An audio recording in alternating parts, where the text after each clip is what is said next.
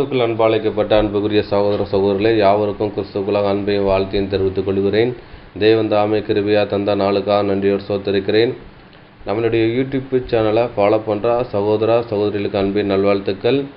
இன்றைக்கி என்ன பாடம் பார்க்க போகிறோன்னு பார்த்தீங்கன்னா, அன்புக்குரிய சகோதரர்களே, லூசிஃபருங்கிறதான ஒரு தலைப்பின் கீழே இந்த வேத வசனத்தை தியானிக்க போகிறோம். இந்த லூசிஃபர் யாருன்னு பார்த்தீங்கன்னா, சாத்தானுங்கிறதான விஷயத்தை நம்ம எல்லாருக்கும் அறிந்த உண்மை. அந்த லூசிஃபரை குறித்து சில விளக்கங்களும் சில தெளிவுக்குள்ள நினச்சலாம் போகலான்னு பார்க்கும். இந்த லூசிஃபருங்கிறான பேர், இந்த பேர் எங்கே இடம் பெற்றிருக்குன்னு பார்த்தீங்கன்னா, கிங் ஜேம்ஸ் வெர்ஷனில் இந்த பேர் இருக்குது. அதுக்கப்புறம் பார்த்தீங்கன்னா LXXன்னு சொல்லி ஒரு வெர்ஷன்லேயும் இந்த பேர் இருக்குதுன்னு பார்க்கும். இந்த பேர் தான் சாத்தானுக்கு லூசிஃபருங்கிறான ஒரு பேரை அட்ரஸ் பண்ணியிருக்காங்க. இந்த லூசிஃபர் பேர் லத்தீன் பேரை அடையாளப்படுத்துது. இந்த கிங் ஜேம்ஸ் வெர்ஷன் எழுதும் போச்சில் தான் அந்த லத்தீன் பேரை இதில் யூஸ் பண்ணியிருக்கான்னு பார்க்கும். அப்போ இதுக்கு முன்னாடி இந்த மூலப்பிரதியில் எங்கே இருக்குதுன்னு பார்த்தீங்கன்னா, ரோமர்கள் கையில் இருந்திருக்கு, போப்பு மார்க்கத்தில் இருக்குது. அவங்க தான் நினச்சிருக்காங்க பார்த்தீங்கன்னா, அந்த சாத்தானுக்கு லூசிஃபர் என்று பேர் வைத்திருக்கலாம்னு பார்க்கும். அதிலேருந்து பின்னாடி கிங் ஜேம்ஸ் வெர்ஷன் வந்தது 1600க்கு மேலே, 604க்கு அப்புறம் அவங்க 7 வருஷம் ஸ்டடி பண்ணி கிட்டத்தட்ட ஒரு 50 ஆசிரியர்கள் கொண்டு என்ன பண்ணுறாங்க, ஸ்டடி பண்ணுறாங்க. ஸ்டடி பண்ணதுக்கப்புறம் அதை இதை ஆராய்ச்சி பண்ணி எடுக்காங்கன்னு பார்க்கும்.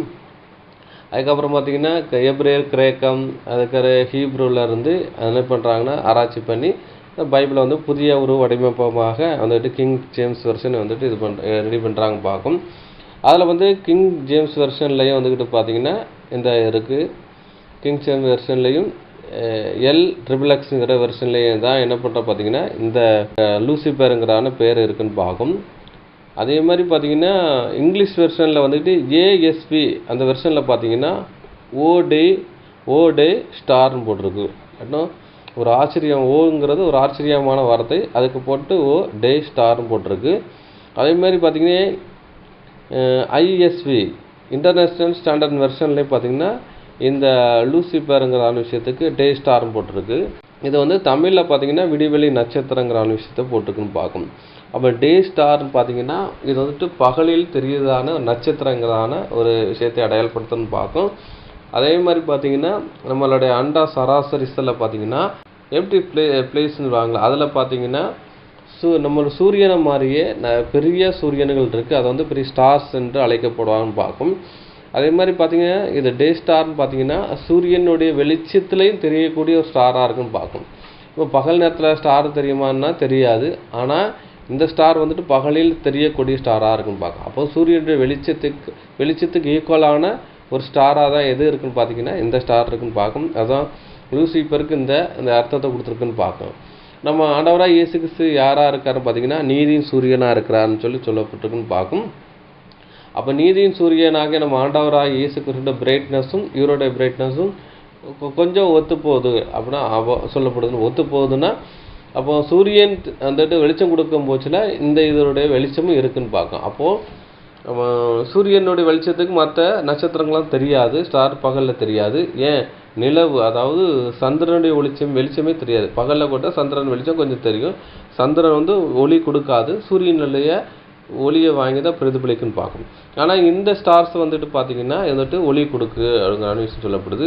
இந்த ஸ்டார்ஸ் இது நினச்சது இதுக்கு ஒரு புனைப்பேர் தான் கொடுக்கப்பட்டது ஒளியாக ஸ்டார்ஸ் நினச்சிடக்கூடாதுன்னு பார்ப்போம். அப்போ இயேசு கிறிஸ்து நீதியின் சூரியன், இந்த சூரியனுடைய வெளிச்சத்தில் இந்த டே ஸ்டார் சொல்லப்படுற அந்த லூசிஃபருடைய வெளிச்சம் தெரியுதுன்னு சொல்கிறாங்க பார்க்கும். இதை விடிவெளி நட்சத்திரங்கிற விஷயம் சொல்லப்படுதுன்னு பார்க்கும். அடுத்தபடியாக அன்புக்குரிய சகோதரர்களே, அந்த லூசிஃபருங்கிறதான பேர் லத்தீன் பேர் என்று சொல்லப்படுது. அதுக்கப்புறம் லூசிஃபருக்கு என்னென்ன பேர்லாம் கொடுக்கப்பட்டிருக்குன்னு பார்த்தீங்கன்னா, சாத்தான்ங்கிறான விஷயத்தை பேர் கொடுக்கப்பட்டிருக்கு, பிசாசுங்கிறதான பேர் கொடுக்கப்பட்டிருக்கு, சர்ப்பங்கிறான ஒரு புனை பேர் கொடுக்கப்பட்டிருக்கு, வலு சர்ப்பங்கிறான விஷயத்தை சொல்லப்படுறதுக்கு, அதுக்கப்புறம் கெர்ச்சிக்கும் சிங்கம் என்று சொல்லப்பட்டிருக்கு. அதுக்கப்புறம் பேர் சேபுல் அப்படிங்கிறான விஷயம் பேர் சொல்லப்பட்டிருக்கு. அதுக்கப்புறம் அழகைங்கிறான ஒரு பேர் சொல்லப்பட்டிருக்கு. இன்னும் நிறைய பேர்கள் இருக்கலாம்னு பார்க்குறோம். அப்போ இந்த லூசிஃபருங்கிறான பேர் எங்கே மென்ஷன் பண்ணியிருக்குன்னு பார்த்தீங்கன்னா, ஏசியா தீர்க்க தரிசன புஸ்தகம் 14ஆம் அதிகாரம் 12ஆம் வசனத்தில் அப்படின்னு போட்டுட்டு அதுக்கப்புறம் லூசிஃபர் அப்படின்னு போட்டு சன் ஆஃப் த மார்னிங் சொல்லப்பட்டிருக்கு. Lucifer son of the morning சொல்லிருக்கு. அதுக்கு பெயர், அதனுடைய அர்த்தம் தமிழ் பேர் பார்த்தீங்கன்னா விடிவெளி நட்சத்திரங்கிறான ஒரு பெயரை கொடுக்கப்பட்டிருக்கும் பார்க்கும். அதே மாதிரி பார்த்தீங்கன்னா வெளிப்படுத்தல் 22:16 இயேசு கிறிஸ்துக்கு விடிவெளி நட்சத்திரங்கிறான விஷயத்தை சொல்லப்பட்டிருக்கு. அதில் வந்துக்கிட்டு கிரேக்க பதத்தில் ஹெல் ஏல்னு போட்டிருக்கு. அப்போ வந்துட்டு இயேசு கிறிஸ்துக்கு விடிவெளி நட்சத்திரம் தான், லூசிஃபருக்கும் விடிவெளி நட்சத்திரங்கிறான பேர் கொடுக்கப்பட்டிருக்கும் பார்க்கும். இப்போ பார்த்தீங்கன்னா இயேசு கிறிஸ்து நீதி சூரியன் சொல்லப்பட்டிருக்கு. லூசிஃபர் வந்துக்கிட்டு டே ஸ்டார்னு சொல்லப்பட்டிருக்கு, பகலின் தெரியதான ஒரு நட்சத்திரம் சொல்லி சொல்லப்பட்டிருக்கு பார்க்கலாம்.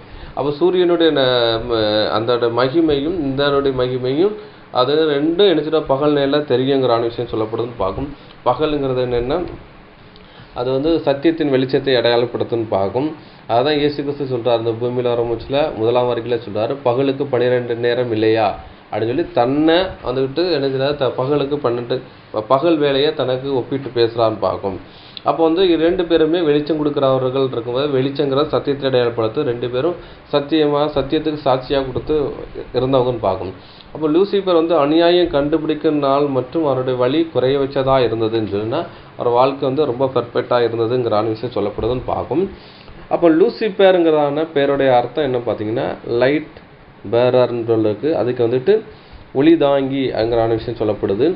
அதுக்கப்புறம் லூசிஃபருடைய பேர் அர்த்தம் என்ன போட்டிருக்குன்னு பார்த்தீங்கன்னா கண்காண்டாஸில் என்ன போட்டிருக்கு பார்த்தீங்கன்னா ஷைனிங் ஒன் அப்படி சொல்லப்பட்டிருக்கு, மார்னிங் ஸ்டார்னு சொல்லப்பட்டிருக்கு. அதுக்கப்புறம் லூசிஃபருங்கிறான பேரும் இதுக்கு ஒரு அர்த்தம் கொடுக்கப்பட்டிருக்கு. அந்த விழிவெளி நட்சத்திரத்துக்கு இப்படி ஒரு அர்த்தம் கொடுத்துருக்கு. அந்த ஷைனிங் ஒன் போட்டிருக்கு, மார்னிங் ஸ்டார்னு சொல்லப்பட்டிருக்கு, லூசிஃபருங்கிறான பேரும் கொடுக்கப்பட்டிருக்குன்னு பார்க்கும். இந்த ஷைனிங் ஒன்னு சொல்ல முடிச்சு பார்த்தீங்கன்னா பிரகாசத்தில் ஒன்று அப்படிங்கிற சொல்லப்படுது. மார்னிங் ஸ்டாருங்கிறது காலை நட்சத்திரம், காலையில் தெரியாதான நட்சத்திரம் அப்படிங்கிற விஷயம் சொல்லப்படுது. அதுதான் விடிவெளி நட்சத்திரம், விடியருக்கு முன்னாடி தெரிகிற நட்சத்திரங்கிறான விஷயத்த கூட நம்ம அர்த்தப்படலான்னு பார்ப்போம். அப்போ பிரகாசம்ங்கிறான விஷயத்த நம்ம பார்க்க போகிறோம். ஏன்னா இவர் வந்து பிரகாசங்கிறான ஒரு பேரை கொடுக்கப்பட்டிருக்குன்னு பார்க்கும். பிரகாசனுடைய அர்த்தத்தை நம்ம வந்துட்டு கண்டுபிடிச்சோம்னா இந்த லூசிஃபருடைய கேரக்டர் என்னங்கிறான விஷயத்தை வந்து கண்டுபிடிக்க போகிறோம். அப்போ வந்து லூசிஃபர் வந்து சாத்தானா விழுகிறதுக்கு முன்னாடி அவருடைய கேரக்டர் என்னங்கிறான விஷயத்த பார்க்க போகிறோம். பிரகாசம் என்றால் என்னங்கிற விஷயத்தை பார்க்க போகிறோம். யோவான் 1:9 படிக்கலாம். யோவான் 1:9 உலகத்திலே வந்து இந்த மனுஷனையும் பிரகாசிப்பிக்கிற ஒளியே அந்த மெய்யான ஒளி. அந்த பிரகாசங்கிற விஷயம் எதை அடையாளப்படுத்துன்னு பார்த்தீங்கன்னா அது வந்துக்கிட்டு நமக்கு இது வந்து நம்ம ஆண்டவராக இயேசு கிறிஸ்து சொல்லப்பட்ட ஒரு வார்த்தைன்னு பார்க்கும். உலகத்தில் வந்து எந்த மனுஷனையும் பிரகாசிக்கிற ஒளியே அந்த மெய்யான ஒளின்னு சொல்லி ஆண்டவராக இயேசு கிறிஸ்து சொல்லிட்டு இருக்காரு. அவர் உலகத்தில் இருந்தார் அப்படிங்கிற விஷயம் சொல்லப்பட்டிருக்கு. உலகம் அவர் மூலமாக உண்டாயிடுச்சு, உலகமும் அவர் அறியவில்லை. அப்போ இந்த பிரகாசங்கிற விஷயம் யாருக்கு அடையாளப்படுத்துன்னு பார்த்தீங்கன்னா நம்ம ஆண்டவராக இயேசு கிறிஸ்துக்கு அடையாளப்படுத்துன்னு பார்க்கும். அதே மாதிரி பார்த்தீங்கன்னா லூசிஃபருக்கு பிரகாசங்கிறதான ஒரு பேரை அட்ரஸ் பண்ணப்பட்டிருக்கு. அது ஒளி கொடுக்குற விஷயத்தை அடையாளப்படுத்துன்னு பார்க்கும். அப்போ இயேசு கிறிஸ்துனுடைய கேரக்டர் குணாதிசயங்கள் யார்கிட்ட இருந்துச்சுன்னு பார்த்தீங்கன்னா இந்த லூசிஃபர்கிட்ட இருந்துச்சுன்னு பார்க்கும். படைப்பில் பார்த்தீங்கன்னா இவரும் ஒரு பிரதான தூதனுங்கிறான ஒரு பேர் இருக்குன்னு பார்க்கும். யாருக்கு? லூசிஃபருக்கு. அதே மாதிரி நம்ம ஆண்டவராக இயேசு கிறிஸ்து பிரதான தூதரில் ஒருத்தராக இருக்கிறாருன்னு பார்க்கும். பிரதான தூதர்னா லூசிஃபரும் தூதர்னா அந்த லூசிஃபர்கள் அதுக்கு கீழே இருக்க எல்லா தூதருக்கும் பிரதான தூதன் ஹெட்டாக யாராக இருக்குன்னு பார்த்தீங்கன்னா நம்ம ஆண்டவராக இயேசு கிறிஸ்து இருக்கான்னு பார்க்கும். ஆண்டவராக இயேசு கிறிஸ்து வந்துட்டு பூமியில் இருக்க மனுஷகுமாரன்கிறான பேரோடு அழைக்கப்படான் இருக்கும், மனுஷகுமாரன். அப்போ வந்துட்டு பரலோகத்தில் தூதருடைய கேட்டகரியில் தூதர்களுக்கெல்லாம் ஹெட்டாக இணைச்சிடாரு நம்ம பிதாவை தேவனை வந்து அவரை வந்து நியமிக்கிறார். அப்போ வந்துட்டு எல்லாரும் அவரை எல்லா தேவ தூதர்களும் அவருக்கு வந்து அவர் சத்தத்துக்கு செவி கொடுக்கணும் அப்படிங்கிற விஷயம் சொல்கிறாரு. தூதருங்கிறத மெசஞ்சருங்கிறான விஷயத்தை அடையாளப்படுத்துன்னு பார்க்கும். தேவனுடைய தூதுவர்கள்ங்கிறத விஷயத்தை அடையாளப்படும். அதில் இவர் ஒருவராக இருக்கான்னு பார்க்கும். நம்ம ஆண்டவராக இயேசு கிறிஸ்து மெசஞ்சராக கூட நம்ம பூமிக்கு வந்து சில காரியங்களை அவர் சொல்லிட்டு போயிருக்கான்னு பார்க்கும். அப்போ பிரகாசம் என்றால் என்ன? ஒளின்னு பார்க்கும். இந்த ஒளி நம்ம ஆண்டவராக இயேசு கிறிஸ்துக்கு கொடுக்கப்பட்ட டைட்டில் நேம் இருக்கு பார்க்கும். அந்த டைட்டில் நேம் லூசிஃபருக்கும் கொடுக்கப்பட்டிருக்கும் பார்க்கும். அப்போ வந்துட்டு அவர் படைக்கும் போச்சில் எப்படின்னா இயேசு கிறிஸ்துவ மாதிரி அவர் எப்படி இருந்தார்? குச்சமச்சவராகவும் பழு தைச்சவராக இருந்தார். அதே மாதிரி இவரும் இருக்காருன்னு பார்க்கும். ஒளி கொடுக்குற விஷயம்னா மற்றவங்களுக்கு வெளிச்சம் சத்தியத்தை அவர் வந்து இயேசு கிறிஸ்து சத்தியத்தை கொடுக்க வந்தார் பார்க்கும். மற்றவங்க வழி நடத்துகிற ஒரு டியூட்டியில் இருந்துச்சு பார்க்கும். அதே மாதிரி பார்த்தீங்கன்னா இவரும் வந்துக்கிட்டு சத்தியத்தை அதாவது என்னென்னா சத்தியத்தை கொடுக்க வர்றாருன்னு பார்க்கும். பூமி வந்துக்கிட்டு பார்த்தீங்கன்னா இருளில் தான் இருக்குது. அந்த சூரியன் தான் அடிச்சது வெளிச்சம் கொடுக்குன்னு பார்க்கும். பகல் நேரத்தை வெளிச்சமாக இருக்குது. அதுக்கப்புறம் சூரியன் வந்துட்டு பூமி வந்து ரொட்டேட்டாக சுற்றுது. அப்போ சூரியன் அல்லாத இடத்துல இருந்து இருளாக இருக்குன்னு பார்க்கும். அப்போ இருளை பிரகாசிக்கிற வேலையை தான் எது கொடுக்குதுன்னு பார்த்தீங்கன்னா அந்த சூரியனும் இந்த நட்சத்திரம் கொடுக்குன்னு பார்க்கும். அதுதான் இந்த அந்த லூசிஃபரும் கொடுத்துக்கிட்டு இருந்தார் பார்க்கும். என்னென்னா சத்தியங்கிறதுனா உண்மையில் வழிநடத்துகிற பொறுப்பாக யார் கொடுத்துருந்தாரு பார்த்தீங்கன்னா அந்த லூசிஃபருக்கு கொடுத்துருந்தான்னு பார்க்கும். அப்போ பிரகாசம் என்றால் என்னென்னா அப்படின்னா சத்தியத்தில் ஒரு சத்தியத்தை அதை அடையாளப்படுத்துது. அதை வந்து நம்ம இயேசு கிறிஸ்து அடையாளப்படுத்துது. அதே கேரக்டர் லூசிஃபருக்கும் அதை அடையாளப்படுத்துதுன்னு பார்க்கும். அடுத்தது படிக்கலாம் பார்க்கும். நம்ம இதை நம்ம ஆண்டவரை இயேசு கிறிஸ்துவை கம்பேர் பண்ணோம். அதுக்கப்புறம் பார்த்தீங்கன்னா இந்த பிரகாசத்தை மனுஷர்களுக்கு கம்பேர் பண்ணி பார்க்கலாம். இது வந்துட்டு யோவான் ஸ்நானரை குறித்து கூட அந்த ஒரு விஷயம் இருக்குது. அவர் எரிந்து பிரகாசிக்கிற விளக்காக இருந்தாருங்கிற விஷயம் சொல்லப்படுது. அதை நம்ம வந்து பார்த்துடலாம். யோவான் 5ஆம் அதிகாரம் 35ஆம் வசனம் படி. யோவான் அதிகாரம் 5 வசனம் 35. அவன் எரிந்து பிரகாசிக்கிற விளக்காய் இருந்தான். நீங்களும் சில காலம் அவன் வெளிச்சத்திலே கழிவுற மனதாயிருந்தீர்கள். அப்போ யோவான் ஸ்நானரை குறித்து சொல்றார், அவன் எரிந்து பிரகாசிக்கிற விளக்காய் இருந்தான். நீங்களும் சில நாள் அவனுடைய வெளிச்சத்தில் கழிவுற மனதாக இருந்தீர்கள். அப்போ இதை ஏன் இந்த வார்த்தையை அதில் யூஸ் பண்ணியிருக்குன்னு பார்த்தீங்கன்னா யோவான் ஸ்நானர் வந்துட்டு என்னென்னா ஜனங்களை சத்தியத்தை வழி நடத்துகிறான்னு பார்க்கும். ஞானஸ்தானம் கொடுக்காரு. மனம் திரும்புகார் பரவராஜ்யம் சமீபமாயிடுச்சுங்கிறான விஷயத்தை அவர் சொல்கிறான்னு பார்க்கும். அதான் சொல்கிறாரு, நீங்கள் சில காலம் அவனுடைய வெளிச்சத்தில் கழிவுற மனதாக இருந்தீர்கள். அப்படின்னா அவர் வந்து சத்தியத்தை பகிரடப்படுத்துகிற ஒரு வேலையை யார் பண்ணான்னு பார்த்தீங்கன்னா அந்த யோவான் ஸ்நானர் பண்ணியிருக்கான்னு பார்க்கும். சத்தியத்துக்கு சாட்சியான ஒரு வாழ்கிற வாழ்க்கையை தான் பிரகாசங்கிறான விஷயத்த சொல்லப்படுதுன்னு பார்க்கும். அதே மாதிரி பார்த்தீங்கன்னா அந்த லூசிஃபர் என்ன பண்ணுறா பார்த்தீங்கன்னா சத்தியத்துக்கு சாட்சியாக உண்மைக்கு சாட்சியாக ஒரு வாழ்க்கையை ஒரு வாழ்ந்திருக்கான்னு பார்க்கும். அதை தான் பிரகாசங்கிறான விஷயத்த சொல்லப்படுதுன்னு பார்க்கும். அடுத்தபடியாக இந்த பிரகாசத்தை குறித்து பார்க்கலாம். அப்போஸ்தலர் நடபடிகள் 12ஆம் அதிகாரம் 7ஆம் வசனம் படிச்சலாம். அப்போஸ்தலர் அதிகாரம் 12 வசனம் 7. அப்பொழுது கர்த்தருடைய தூதன் அங்கே வந்து நின்றான். அருகிலே வெளிச்சம் பிரகாசித்தது. அவன் பேதுருவை விலாவிலே தட்டி சீக்கிரமாய் எழுந்திரு என்று அவனை எழுப்பினான். உடனே சங்கிலிகள் அவன் கைகளில் இருந்து விழுந்தது. அப்போ ஒரு தேவதனுடைய பிரைட்னஸ் பார்த்தீங்கன்னா இங்கே சொல்லப்படுது. கர்த்தருடைய தூதன் அங்கு வந்து நின்றான். அறையிலே வெளிச்சம் பிரகாசித்தது அன்றைக்கு. அப்போ வந்துட்டு தேவ தூதர்கள் வந்துட்டு அவங்களுக்கு கேரக்டரும் எனக்கு பிரகாசம் உள்ளதான்.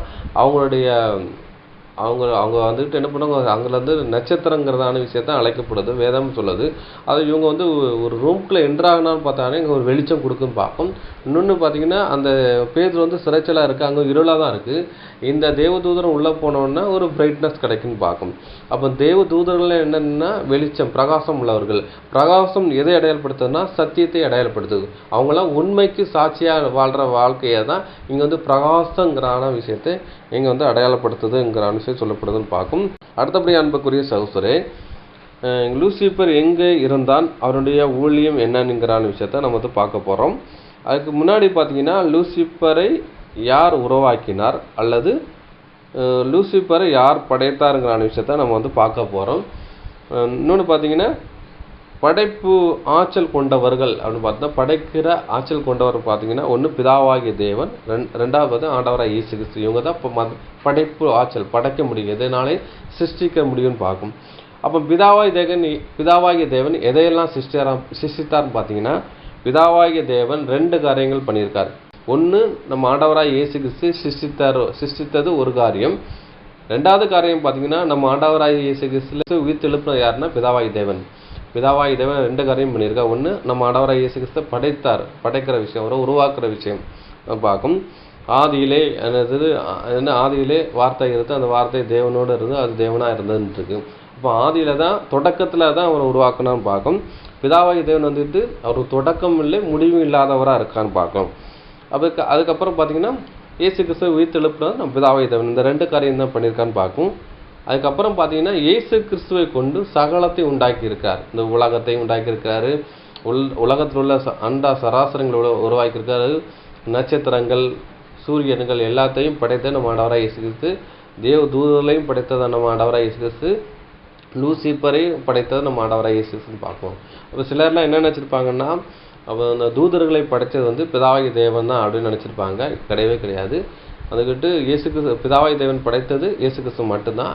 இயேசு கிறிஸ்துவை கொண்டு தான் சகலத்தையும் சிருஷ்டித்தார். தூதர்களையும் அவர் தான் சிருஷ்டித்தார்னு பார்க்கும். இதெல்லாம் நம்ம வந்து பார்க்க போகிறோம். அப்போ என்னன்னு பார்த்தீங்கன்னா பிதாவாகிய தேவன் லூசிஃபரை படைக்கவில்லை. பிதாவாய் தேவன் படைத்த ஒருவர் யாருன்னு பார்த்தீங்கன்னா நம்ம ஆண்டவராய் இயேசு கிறிஸ்து தவிர வேறு யாரையும் அவர் படைக்கவில்லைங்கிற விஷயத்தை வேதம் சொல்லப்படுதுன்னு பார்க்கும். அப்போ பிதாவாய் தேவன் இயேசு கிறிஸ்துவை படைத்ததை குறித்து பார்க்க போகிறோம். அவர் எப்படி படைத்தாருங்கிற விஷயத்தை நம்ம பார்க்க போகிறோம். வசனம் வாசிக்கலாம். எபிரேயர் 1 அதிகாரம் 4 to 6 வசனங்கள் படிக்கலாம். எபிரேயர் அதிகாரம் 1 வசனங்கள் 4 முதல் 6 முடிய.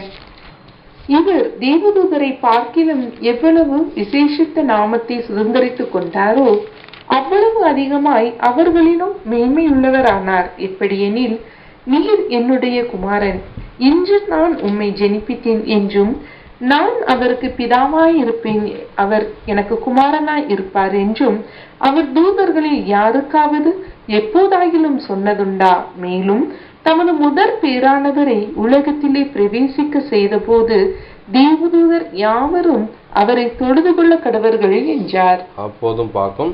அப்போ பார்த்தீங்கன்னா என்ன சொல்றாரு பார்த்தீங்கன்னா, இங்கே 4ஆம் வசனத்தில், இவர் தேவதூதரை பார்க்கலும் எவ்வளவு விசேஷ நாமத்தை சுதந்திரித்து கொண்டாரோ அவ்வளவு அதிகமாய் அவர்கள் மேல் மேன்மை உள்ளவனாயினார். அப்போ தேவதூதரை பார்க்கலும் எவ்வளவு விசேஷத்தை நாமத்தை சுதந்திரித்து கொண்டார். அப்போ தேவதூதரை காட்டிலும் விசேஷமாக உண்டாக்கப்பட்டவர் யார் பார்த்தீங்கன்னா நம்மளோட ஆண்டவராக இயேசு கிறிஸ்து அப்படின்னு சொல்லப்படுது. எப்படி அப்படிங்கிற விஷயத்த இங்கே சொல்றாரு. எப்படி சொல்றாருன்னா, நீர் என்னுடைய குமாரன், நீர் தான் என்னுடைய பையன், சொந்த பையன் அப்படின்னு சொல்றாரு. நீர் என்னுடைய குமாரன், இன்று நான் உன்னை ஜெனிப்பித்தேன். நான் ஜெனிப்பித்தேங்கிற விஷயத்த படைக்கப்படுறதுன்னு ஜெனிப்பித்தேன்னு சொல்லலாம். பெற்றது, நான் என் பெற்ற பிள்ளை, நான் என் ஜெனிப்பித்தேன், என் பெத்த பிள்ளை அப்படிங்கிற விஷயம் சொல்லலாம். அதான் சொல்லி இன்று நான் ஜெனிப்பித்தேன், நான் தான் உருவாக்க, நீ என்னோட குமாரன் அப்படிங்கிற விஷயம் சொல்லாரு பார்க்கும். அப்போ இந்த நீர் என்னோட குமாரன் சொல்லி எந்த தூதருக்கும் சொல்லவே இல்லை. இந்த யாருக்கு சொல்லிருக்காரு? நம்ம ஆண்டவராகிய இயேசு கிறிஸ்து மட்டும் தான் சொல்லியிருக்காரு. அப்போ பிதாவாகி தேவன் ஜெனிப்பித்தனை உருவாக்குனது யாராக மட்டும்னா நம்ம ஆண்டவராகிய இயேசு கிறிஸ்து மட்டும் தான் உருவாக்குறாருங்கிற விஷயம் சொல்லப்படுறது பார்க்கும். நான் அவருக்கு பிதாவாக இருப்பேன், அவர் எனக்கு குமாராக இருப்பார் என்று தூதருக்கு யாராவது எப்போதாவது சொல்லதுண்டா? அப்படின்னு பிதாவாகி தேவன் சொல்றாரு, இயேசு கிறிஸ்து என்னோட குமாரன், என்னோட வாரிசுன்னு சொல்லுவாங்க, அது மாதிரி என்னோட குமாரன். அப்போ வந்துட்டு இயேசு கிறிஸ்து தான் பிதாவாகிய தேவனை அப்பான்கிறான கூப்பிட்ற ஒரு ஸ்லாக்கியம் இருக்குன்னு பார்க்கும். அந்த ஸ்லாக்கியத்தை யாருக்கு கொடுத்துருக்கான? தேவதூதர் கூட கொடுக்கல, ஆனால் மனித குலத்துக்கு நமக்கு தேவன் தந்திருக்கான்னு பார்க்கும். அதேமாதிரி பிதாவாகிய தேவனை அப்பா பிதாவை கூப்பிடுகிற புத்திர சுயரத்த ஆவியை நமக்கு தந்திருக்கிறார். நம்ம ஆண்டவராகிய இயேசு கிறிஸ்து ஜெபம் பண்ண முடிச்சு என்ன சொல்லி கொடுத்துருக்காருன்னா, அப்பா பிதாவே என்கிறான நீங்கள் சொல்லி ஜெபம் பண்ணுங்கன்றிருக்கார்.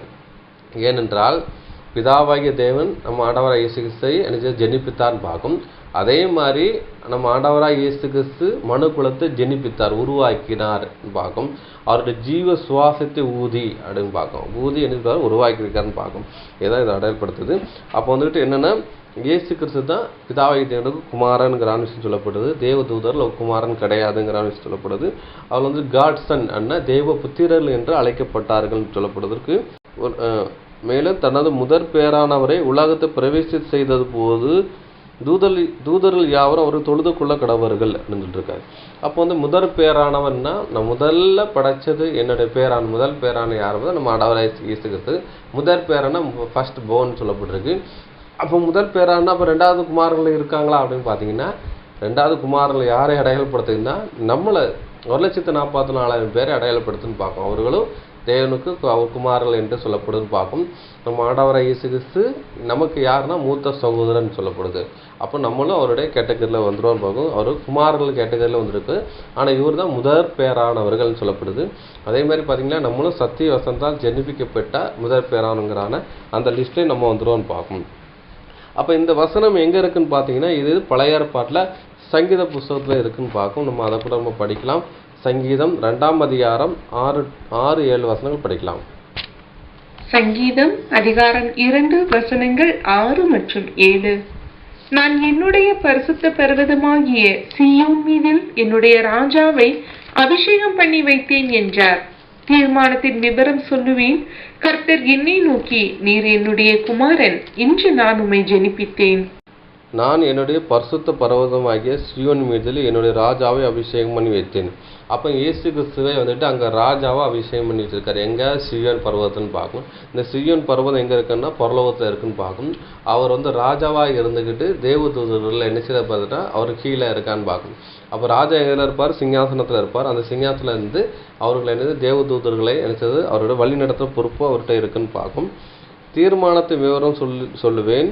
அதோடைய விவரத்தை நான் சொல்கிறேன். கர்த்தர் என்னை நோக்கி, நீர் என்னுடைய குமாரன், நான் உன்னை ஜனிப்பித்தேன் இருக்கு. அப்போ நினைச்சது இங்கே சொல்றாரு, கர்த்தர் பிதாவை தேவன் சொல்கிறாரு, நீர் என்னோட குமாரன். அப்போனா இயேசு கிறிஸ்து நீ தான் என்னுடைய பெத்த பையன், என்னுடைய மகன், வாரிசு நீ தான், இன்று நான் உன்னை ஜனிப்பித்தேன், ஏன்னா நான் தான் உருவாக்கினேங்கிறான விஷயம் சொல்கிறான்னு பார்ப்போம். இதை வந்துட்டு எந்த தூதருக்கும் அது சொல்லலைன்னா, எந்த தூதரையும் அவர் உருவாக்கலை, எந்த தூதரையும் என்ன குமாரங்கிறான விஷயம் சொல்லவே படலான்னு பார்க்கும். அப்போ பிதாவை தேவன் குமாரன் யாருன்னா நம்ம ஆண்டவராக இயேசு கிறிஸ்து, அவர் தான் ஜெனிப்பித்தேன்னு உருவாக்குனது விஷயம் சொல்லப்படுதுன்னு பார்க்கும். அப்போ பார்த்தீங்கன்னா நான் அபிஷேகம் பண்ணப்பட்டேன்னா அவர் வந்துட்டு அபிஷேகம் பண்ணப்பட்டேன்னுங்கிறான்னு விஷயம் சொல்லப்படுறது. அவர் ராஜாவை அபிஷேகம் பண்ணியிருக்காரு, அதுக்கப்புறம் பிரதான தூதனாகவும் அவர் அபிஷேகம் பண்ணியிருக்காருன்னு பார்க்கும், உருவாக்கியிருக்கிறான்னு பார்க்கும். அதுக்கு பார்த்தீங்கன்னா இயேசு கிறிஸ்து இன்னொரு பேர் இருக்குது, மெல்கி சேதேக்குன்னு இருக்குது. மெல்கி சேதேக்குன்னா அவர் வந்துக்கிட்டு நீதியின் ராஜா, சமாதானத்தின் பிரபுங்கிறான ஒரு டைட்டில் நேம் இருக்குன்னு பார்க்கும்.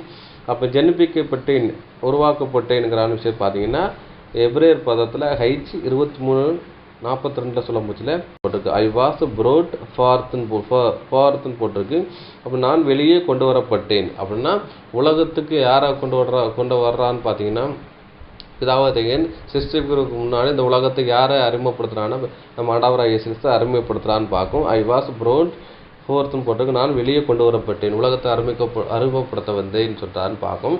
அதே மாதிரி நம்ம ஆண்டவராகிய இயேசு கிறிஸ்து முதலாம் வருகையில் அந்த பூமியில் வசிக்கும் போச்சுல 30 வயசு வரைக்கும் அவர் என்ன பண்ணலன்னு பார்த்தீங்கன்னா இந்த உலகத்துக்கு வந்துட்டு அறிமுகப்படுத்தவே இல்லை. அவர் 30 வயசுக்கு அப்புறம் ஞானஸ்நானம் எடுக்க வரார். அப்போ ஞானஸ்நானம் எடுக்க வரமிச்சு பார்த்தீங்கன்னா அங்கே ஞானஸ்நானம் எடுக்கிறாரு. அப்போந்தான் யோவான் ஸ்நானர் வந்துக்கிட்டு என்ன செய்றாருன்னா இந்த உலகத்தை அறிமுகப்படுத்துகிறான்னு பார்க்க. எப்படி அறிமுகப்படுத்துகிறான்னா இவர் வந்துட்டு இதோ தேவ ஆட்டுக்குட்டி, இது தேவனுடைய குமாரன்கிற விஷயத்த வந்துட்டு அறிமுகப்படுத்துகிறாரு. அதனால தான் பார்த்தீங்கன்னா யோவான் ஸ்நானர் சீஷர் 2 பேரும் இயேசு கிறிஸ்துவை ஃபாலோ பண்ணுறான்னு பார்க்கும். அடுத்தபடி அன்புக்குரிய சகோதரர்களே, அப்போ வந்துட்டு இங்கே பார்த்தாச்சு. அப்போ வந்துட்டு இயேசு கிறிஸ்து எப்போதும் படைக்கப்பட்டாருங்கிறான விஷயத்த ஒரு விஷயத்தை பார்த்துட்டு போனால் நல்லாயிருக்குன்னு பார்க்கும். அதை கூட படிச்சிடலாம். நீதிமொழிகள் 8ஆம் அதிகாரம் 22 முதல் 31 வசனம் படிச்சிடலாம். நீதிமொழிகள் அதிகாரம் 8 வசனங்கள் 22 முதல் 31 முடிய. கர்த்தர் தமது கிரியைகளுக்கு முன் பூர்வ முதல் என்னை தமது வழியின் ஆதியாக கொண்டிருந்தார். பூமி உண்டாகும் முன்னும் ஆதி முதற்கொண்டும் அனாதியாய் நான் அபிஷேகம் பண்ணப்பட்டேன். ஆழங்களும் ஜலம் புரண்டு வரும் ஊற்றுகளும் உண்டாகும் முன்னே நான் ஜெனிப்பிக்கப்பட்டேன். மலைகள் நிலை பெறுவதற்கு முன்னும் குன்றுகள் உண்டாவதற்கு முன்னும் அவர் பூமியையும் அதன் வெளிகளையும் பூமியில் உள்ள மண்ணின் திரள்களையும் உண்டாக்கும் முன்னும் நான் ஜெனிப்பிக்கப்பட்டேன். அவர் வானங்களை படைக்கையில் நான் அங்கே இருந்தேன். அவர் சமுத்திர விலாசத்தை வட்டணிக்கையிலும் உயரத்தில் மேகங்களை ஸ்தாபித்து சமுத்திரத்தின் ஊற்றுகளை அடைத்து வைக்கையிலும் சமுத்திர ஜலம் தன் கரையை விட்டு மீறாதபடிக்கு அதற்கு எல்லையை கட்டளையிட்டு பூமியின் அஸ்திபாரங்களை நிலைப்படுத்துகையிலும் நான் அவர் அருகே செல்ல பிள்ளையாயிருந்தேன். நித்தம் அவருடைய மனமகிழ்ச்சியாயிருந்து எப்பொழுதும் அவர் சமூகத்தில் களி கூர்ந்தேன். அவருடைய பூ உலகத்தில் சந்தோஷப்பட்டு மனு மக்களுடனே மகிழ்ந்து கொண்டிருந்தேன். போதும் பார்க்கும். இது என்ன சொல்ல பார்த்தீங்கன்னா கர்த்தர் தமது கிரியைக்கு முன் பூர்வ காலம் முதல் என்னை தனது வழியின் ஆதியாக கொண்டிருந்தார். அப்போன்னு கர்த்தர் தன் கிரியைன்னு அந்த உலகத்தை படைக்கிறதுக்கு முன்னாடி அவர் என்ன பண்ணுறாரு பார்த்தீங்கன்னா பூர்வது முதல் என்னை தனது வழியின் ஆதியாக கொண்டார். அப்போ முதல்ல வந்துக்கிட்டு இந்த சிருஷ்டிக்கிறதுக்கு இந்த சிருஷ்டிப்பு படைக்கிறதுக்கு முன்னாடி ஆதியாக கொண்டிருந்தா முதல்ல என்னை தான் படைச்சார் அப்படிங்கிற விஷயத்தை நம்ம ஆண்டவராக இசைச்சுட்டாரு. அதை தான் என்ன கொண்டாரு, கர்த்தர் தனது கிரியைக்கு முன் பூர்வ முதல் என்னை தனது வழியின் ஆதியாக கொண்டதார். அப்போ வந்துட்டு அவர் சிருஷ்டிப்பின் முதற்பேனான் இருக்கு.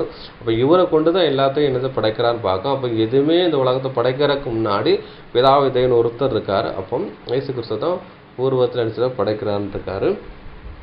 இதில் பூமி உண்டாகுவதற்கு முன்னும் ஆதி முதற் கொண்டு அனாதியாக நான் அபிஷேகம் பண்ணப்பட்டேன். அப்போ வந்து பூமி உருவாகிறதுக்கு முன்னே அவர் நினைச்சது அபிஷேகம் பண்ணப்பட்டிருக்காருன்னு பார்க்கும். அதுக்கப்புறம் ஆழங்களும் ஜலங்களும் புரண்டு வரும் ஊற்றுக்கள் உண்டாகும் முன்னே நான் ஜெனிப்பிக்கப்பட்டேன். அப்போன்னா வந்துட்டு பூமியை சிருஷ்டித்து இந்த சமுத்திரம் உண்டாகிறதுக்கு முன்னாடி என்ன பண்ணுறோம் பார்த்தீங்கன்னா நான் வந்து உண்டாக்கப்பட்டிருக்கேன்றாரு. அதே மாதிரி பார்த்தீங்கன்னா பூமி வந்துட்டு ஆதியிலே தேவன் வானத்தை பூமி சிருஷ்டித்தா இருக்காரு. அந்த ஆதிக்கு முன்னாடி நான் இருக்கிறேங்கிற விஷயம் சொல்றாரு பார்க்கும். மலைகளும் நிலை பெறுவதற்கு முன்றும் குன்றுகள் உருவாருக்கு முன்று நான் என்ன செஞ்ச இருக்கிறேன்றாரு. அவர் பூமியையும் அதன் வெளிகளையும் பூமியில் உள்ள மண்ணில் திரள்களையும் உண்டாக்கும் முன் நான் ஜனிப்பிக்கப்பட்டேன். அப்போ பூமி உண்டாகிறதுக்கு முன் உருவாக்கப்பட்டேன் இருக்காரு. அவர் வானங்களை படுக்கையில் நான் அங்கே இருந்தேன். அவர் சமுத்திரத்தை விலாச வட்டம் வைக்கையில் உயரே மேகத்தில் சாபிக்கும் ஒரு வச்சிலே நான் அங்கே இருக்கேன். அப்போ இந்த உலகத்தை படைக்க முச்சில, சமுத்திரத்தை படைக்க முச்சில, வானங்களை வந்துட்டு படைக்க முச்சில, சமுத்திரத்தில் வந்துக்கிட்டு சமுத்திரம் உண்டாக்கி அந்த எல்லை மீறாக்கூட கட்டளையிடுறாரு. அப்போ எல்லாமே நினச்சிடுவது நான் இருக்கேன். நான் வந்து அவருடைய அருகில் செல்ல பிள்ளையாக இருந்தேன் இருக்கு. செல்ல பிள்ளையான ஒரு பிள்ளை எப்படி வந்துட்டு தாய்க்கு ஒரு செல்ல பிள்ளையாக இருக்கோ அதே மாதிரி நினச்சிடாரு அவர் சமூகத்தில் இருக்காருன்னு பார்க்கும். அவருடைய சமூகத்தில் இருக்கான்னு பார்க்கும். எப்போதும் வந்து அவருடைய சமூகத்தில் களி கூர்ந்தேன் இருக்காரு. பூ உலகிலே சந்தோஷப்பட்டு மனுமக்களோட மகிழ்ச்சி கொண்டிருந்தேங்கிற விஷயம் இருக்கு. இது வந்துட்டு எங்கன்னா 2:31 வசனம் வந்து ஏதேனை தோட்டத்தில் சிருஷ்டித்து மனுமக்கள்னா யாரு ஆதாமியோட அவர் இடைப்பட்ட விஷயத்தை அடையாளப்படுத்துன்னு பார்க்கும். இங்கே வந்துட்டு பார்த்தீங்கன்னா பிதாவாய் தேவன் சிருஷ்டித்த மாதிரி சொல்லப்பட்டிருன்னு பார்க்கும். ஆனால் வந்துட்டு பிதாவாய் தேவன் வந்து ஆர்டர் கொடுக்குறாரு. ஆனால் இயேசு கிறிஸ்து தான் இந்த பூமியை வந்துட்டு சிருஷ்டிக்கிறாருங்கிற விஷயத்தை அங்கே சொல்லப்படுதுன்னு பார்க்கும். படிக்கலாம். வந்து இயேசு கிறிஸ்துவை கொண்டு தான் லூசிபேரும் படைக்கார். அதுக்கப்புறம் பார்த்தீங்கன்னா இயேசு கிறிஸ்துவை கொண்டு தான் என்ன சகலத்தையும் அவர் படைக்கிறாருங்க சொல்லப்படுதுன்னு பார்க்கும். இங்கே வந்துட்டு பிதாவாய் தேவன் படைத்த மாதிரி சொல்லப்பட்டிருக்கும். ஆனால் ஆர்டர் கொடுத்தது பிதாவாய் தேவன், படைத்தது எல்லாமே நம்ம ஆண்டவராக இயேசு கிறிஸ்து அங்கே படைக்கிறான்னு பார்க்கும். படிச்சிடலாம். கொலோசியர் 1 15 முதல் 17 வசனங்கள் படிக்கலாம். கொலோசியர் 1 15 முதல் 17 முடிய. அவர் அதரிசனமான தேவனுடைய தற்சுரூபமும் சர்வ சிருஷ்டிக்கும் முந்தின பேருமானவர். ஏனென்றால் அவருக்குள் சகலமும் சிருஷ்டிக்கப்பட்டது, பரலோகத்தில் உள்ளவைகளும் பூலோகத்தில் உள்ளவைகளுமாகிய காணப்படுகிறவைகளும் காணப்படாதவைகளுமான சகல வஸ்துகளும், சிங்காசனங்களானாலும் கர்த்தத்துவங்களானாலும் துரைத்தனங்களானாலும் அதிகாரங்களானாலும் சகலமும் அவரை கொண்டும் அவருக்கென்றும் சிருஷ்டிக்கப்பட்டது. அவர் எல்லாவற்றுக்கும் முந்தினவர், எல்லாம் அவருக்குள் நிலை நிற்கிறது. அப்போது பார்க்கும். அவர் என்ன சொல்றாரு பார்த்தீங்கன்னா, அவர் அதிசயமான தேவனுடைய தற்சுரூபமும் சர்வ சிருஷ்டிக்கு முந்திர பேரவானவன் இருக்கு. அப்போ வந்துட்டு என்ன செய்யணும்னா அவர் சர்வ சிருஷ்டிக்கு முந்திர பேரவான. அப்போ இந்த சிருஷ்டிகளுக்கெல்லாம் முந்திர பேரனை யாருன்னா நம்ம ஆண்டவராய் இயேசு கிறிஸ்துங்கிற விஷயத்தை இங்கே சொல்லப்படுதுன்னு பார்க்கும். ஏனென்றால் அவருக்குள் சகலம் சிருஷ்டிக்கப்பட்டது. அப்போ இயேசு கொண்டு தான் சகலம் சிருஷ்டிக்கப்பட்டிருக்கு. பரலோகத்தில் உள்ளவைகளும் அப்படின்னா பரலோகத்தில் உள்ளது தேவ தூதர்களான எல்லாரும் யார் படைக்கப்பட்டாருன்னா நம்ம ஆண்டவராய் இயேசு படைக்கப்பட்டிருக்காரு. பூலோகத்தில் உள்ளவைகளாகிய காணப்படுகிறதும் காணப்படாதவைகளாகிய சகல வஸ்துக்களும் இருக்கு. அப்போ வந்து பூலோகத்தில் நினைச்சதுக்கு மலைகள் பர்வதங்கள் எல்லாமே என்ன செய்யறது அவர் படைச்சிருக்காரு. அதுக்கப்புறம் என்ன செய்யறது காணப்படுகிறவர்கள் காணப்படாதமான சகல வஸ்துக்கள். அப்புறம் சமுத்திரத்தை படைச்சிருக்காரு. சமுத்திரத்துக்கு உள்ள பாறைகள் மீன்கள் எல்லாத்தையும் படைச்சது அவர் தான்.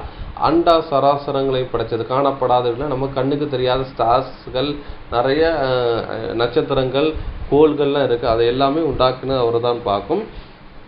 சொல்லிட்டு சகல வஸ்துக்களையும் சிங்காசனமானாலும் அதுக்கு சிங்காசனமானாலும் கர்த்தத்துவங்களானாலும் துரைத்தனங்களானாலும் அதிகாரங்களானாலும் சகலத்தையும் அவரை கொண்டு சிருஷ்டிக்கப்பட்டது.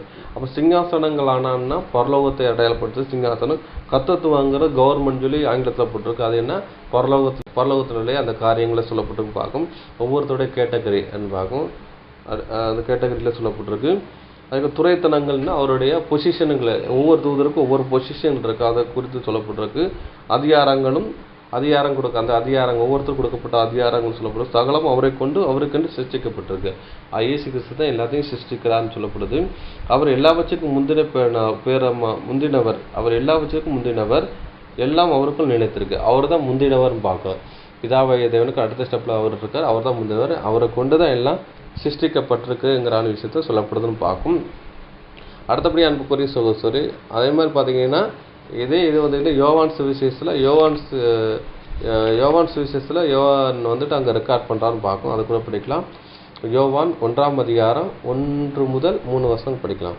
யோவான் 1 1 முதல் 3 முடிய. ஆதியிலே வார்த்தை இருந்தது, அந்த வார்த்தை தேவனிடத்தில் இருந்தது, அந்த வார்த்தை தேவனாய் இருந்தது. அவர் ஆதியிலே தேவனோடு இருந்தார், சகலமும் அவர் மூலமாய் உண்டாயிற்று, உண்டானதொன்றும் அவரால் எல்லாமல் உண்டாகவில்லை. எப்போதும் பார்க்கும் ஆதியிலே வார்த்தை இருந்தது, அந்த வார்த்தை தேவனிடத்துல இருந்தது, அந்த வார்த்தை தேவனா இருந்தது. அப்பவும் வந்துக்கிட்டு பிதாவாய தேவனுடைய வார்த்தையை யார் இருந்தான்னு பார்த்தீங்கன்னா நம்ம ஆண்டவரை இயேசு இருந்தார். அவரை கொண்டு தான் எல்லாமே சிருஷ்டிக்கப்படுதுன்னு பார்க்கணும். எப்படி என்றால் மோசையை கொண்டு அடிச்சாரு, எகிப்துள்ள ஜனங்களை விடுதலையாக்க கொண்டு போறாரு. அப்போ வந்துட்டு அங்கே உள்ள லாங்குவேஜ் என்னன்னா இவருக்கு மறந்து போச்சு. ஏன்னா 40 வருஷம் நினைச்சாரு வனாந்தரத்தில் இருக்கிறனால மறந்து போச்சு.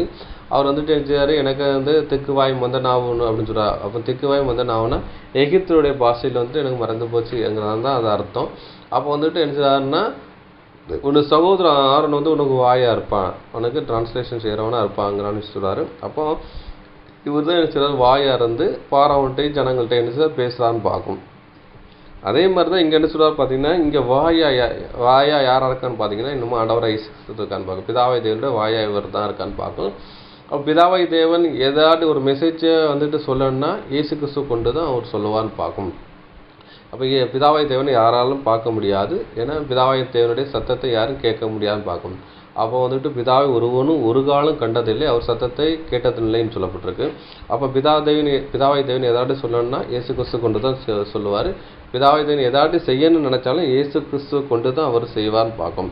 அதான் நினைச்சிட்டாரு அந்த ஆதியிலே வார்த்தை இருந்தது, அந்த வார்த்தை தேவனிடத்துல இருந்து, அந்த வார்த்தை தேவனாக இருந்தது, தேவனாக இருந்து வாய்ஸாக இருந்து நினைச்சிடாது அங்கே வந்து சொல்கிறான்னு பார்க்கும்.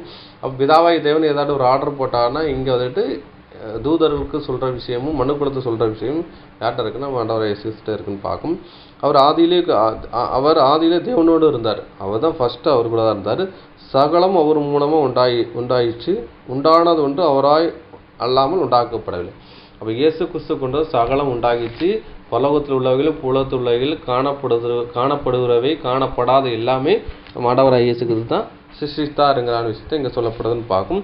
அப்போ லூசிபரையும் படைத்தது யார் பார்த்தீங்கன்னா நம்ம ஆண்டவராகிய இயேசு கிறிஸ்து தான் சிருஷ்டித்தார் பார்க்கும்.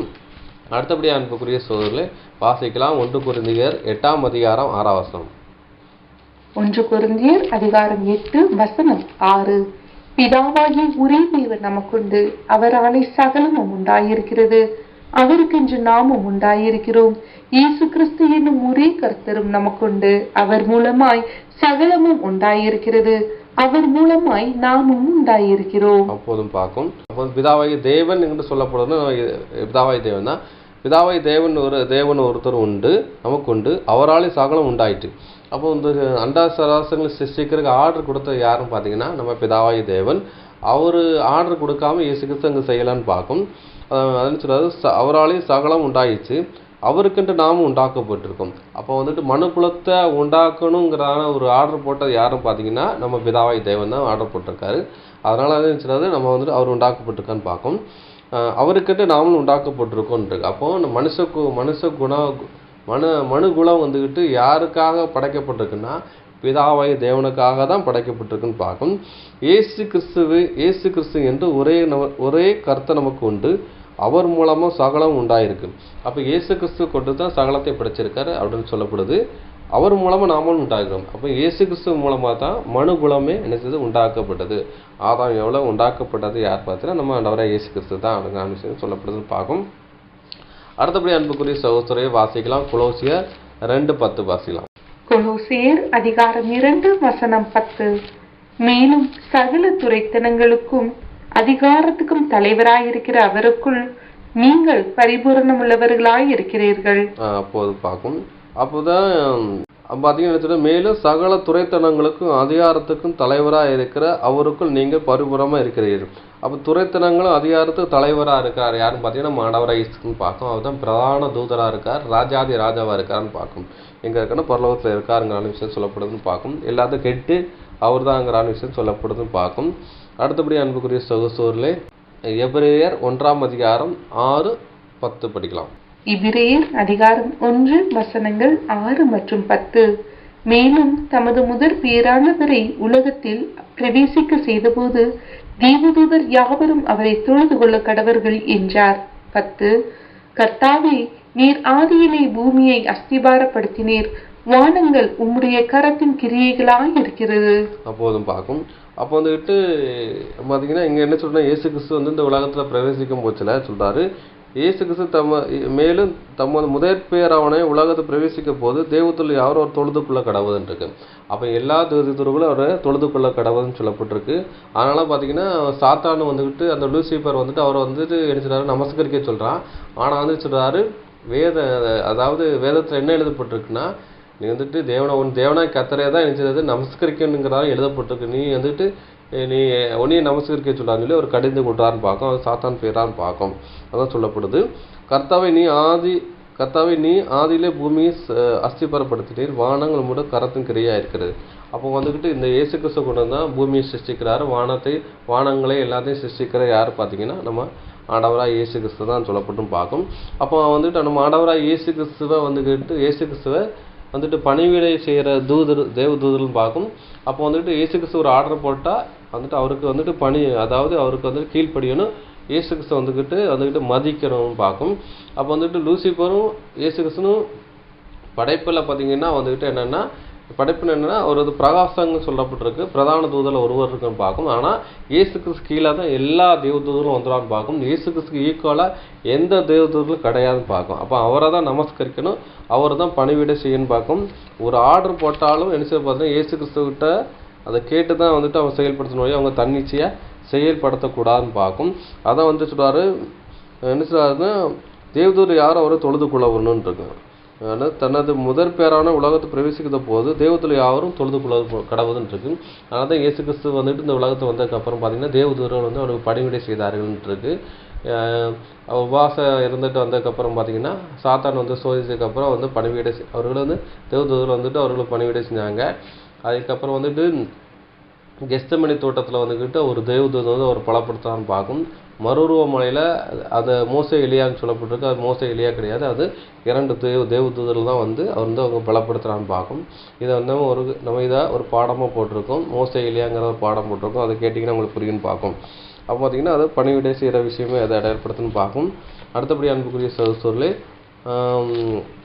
மத்தேயு சுவிசேஷத்தில் படிக்கலாம். மத்தேயு 4ஆம் அதிகாரம் 9-10 படிக்கலாம். மத்தேயு அதிகாரம் 4 வசனங்கள் 9 மற்றும் 10. நீர் சாஷ்டாங்கமாய் விழுந்து என்னை பணிந்து கொண்டால் இவைகளை எல்லாம் உமக்கு தருவேன் என்று சொன்னான். அப்பொழுது இயேசு, அப்பாலே போ சாத்தானே, உன் தேவனாகிய கர்த்தரை பணிந்து கொண்டு அவர் ஒருவருக்கே ஆராதனை செய்வாயாக என்று எழுதியிருக்கிறதே என்றார்.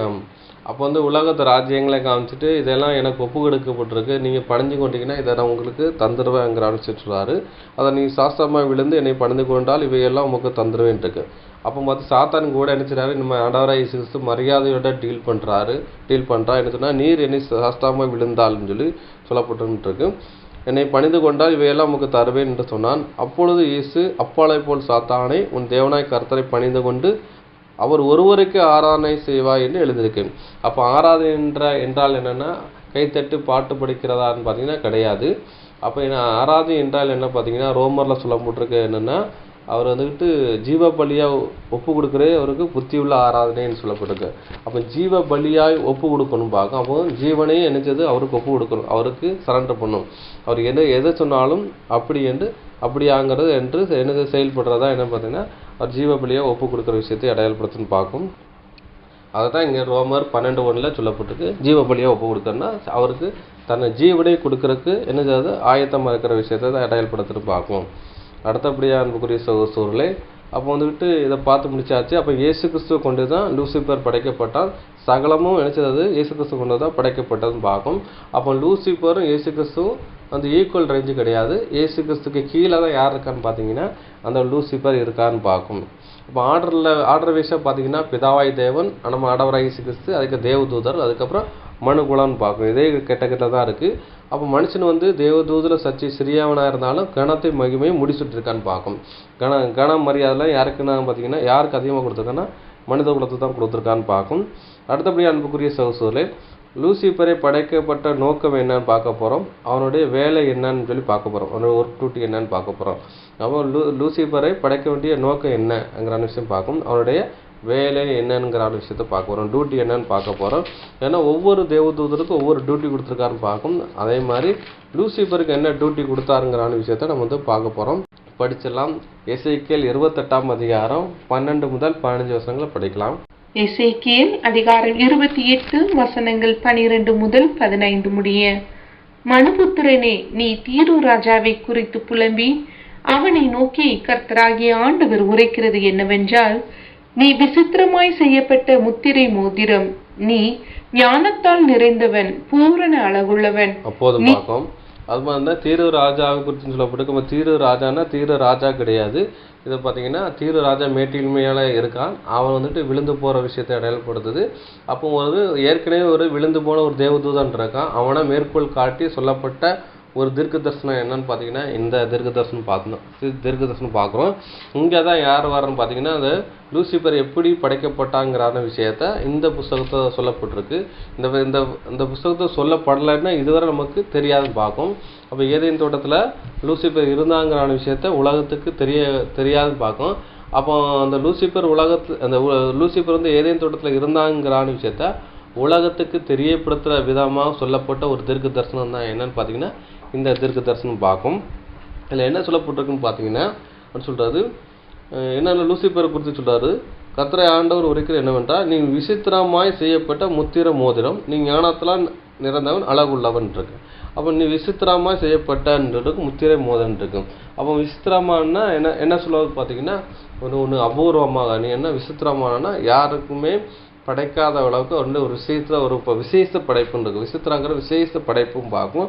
விசேஷ படைப்பும் அவர் என்ன பார்த்தீங்கன்னா அவர் முத்திரை மோதிரங்கிற விஷயம் பார்த்தீங்கன்னா முத்திரைங்கிறது ஒரு ஆளுகை அடையாளப்படுத்துன்னு பார்க்கும். அதாவது முத்திரை மோதிரம் வலது கரத்தில் அணிவதுன்னு பார்க்கும். அப்போ வந்து இந்த லூசிபர் என்னன்னு பார்த்தீங்கன்னா இயேசு கிறிஸ்துவோடைய வலது கரமாக செயல்படுற யாருன்னு பார்த்தீங்கன்னா இந்த லூசிபர்னு பார்க்கும். அவர் முத்திரை மோதிரம்ங்கிற விஷயம் என்ன, ஆளுகை தன்மையை யாருக்கு கொடுத்துருந்தான்னு பார்த்தீங்கன்னா அந்த லூசிபர் கொடுத்துருந்தாரு. அதாவது ஞானத்தெல்லாம் நிறைந்துள்ளவன் இருக்கு, அழகுள்ளவன் இருக்கு. அப்போன்னா முத்திரை மோதிரம் என்றால் என்னன்னு பார்க்க போகிறோம். அது வந்துட்டு அது வலது கையில் அணிகிறதா முத்திரை மோதிரம்னு சொல்லப்பட்டிருக்கு. அது எரேமியால சொல்லப்பட்டிருக்கு. படிக்கலாம். எரேமியா 22-24 வசனம் படிக்கலாம். எரேமியா அதிகாரம் 22 வசனம் 24. யூதாவின் ராஜாவாகிய யோயாக்கீமின் குமாரன் கோனியா என் வலதுகையின் முத்திரை மோதிரமாய் இருந்தாலும் அதிலிருந்து உன்னை கலற்றி எறிந்து போடுவேன் என்று என் ஜீவனை கொண்டு சொல்லுகிறேன் என்று கர்த்தர் சொல்லுகிறார். மோதிரத்தை எதில் அணிவாங்கன்னு பார்த்தீங்கன்னா வலது கையில் தான் அணிவாங்கன்னு பார்க்கும். என் வலது கையில் முத்திர மோதிரமாக இருந்தாலும் அதிலிருந்து உன்னை சுழற்சி எறிந்து போடுவேன் என்று ஜீவனை கொண்டு சொல்கிறேன் இருக்கு.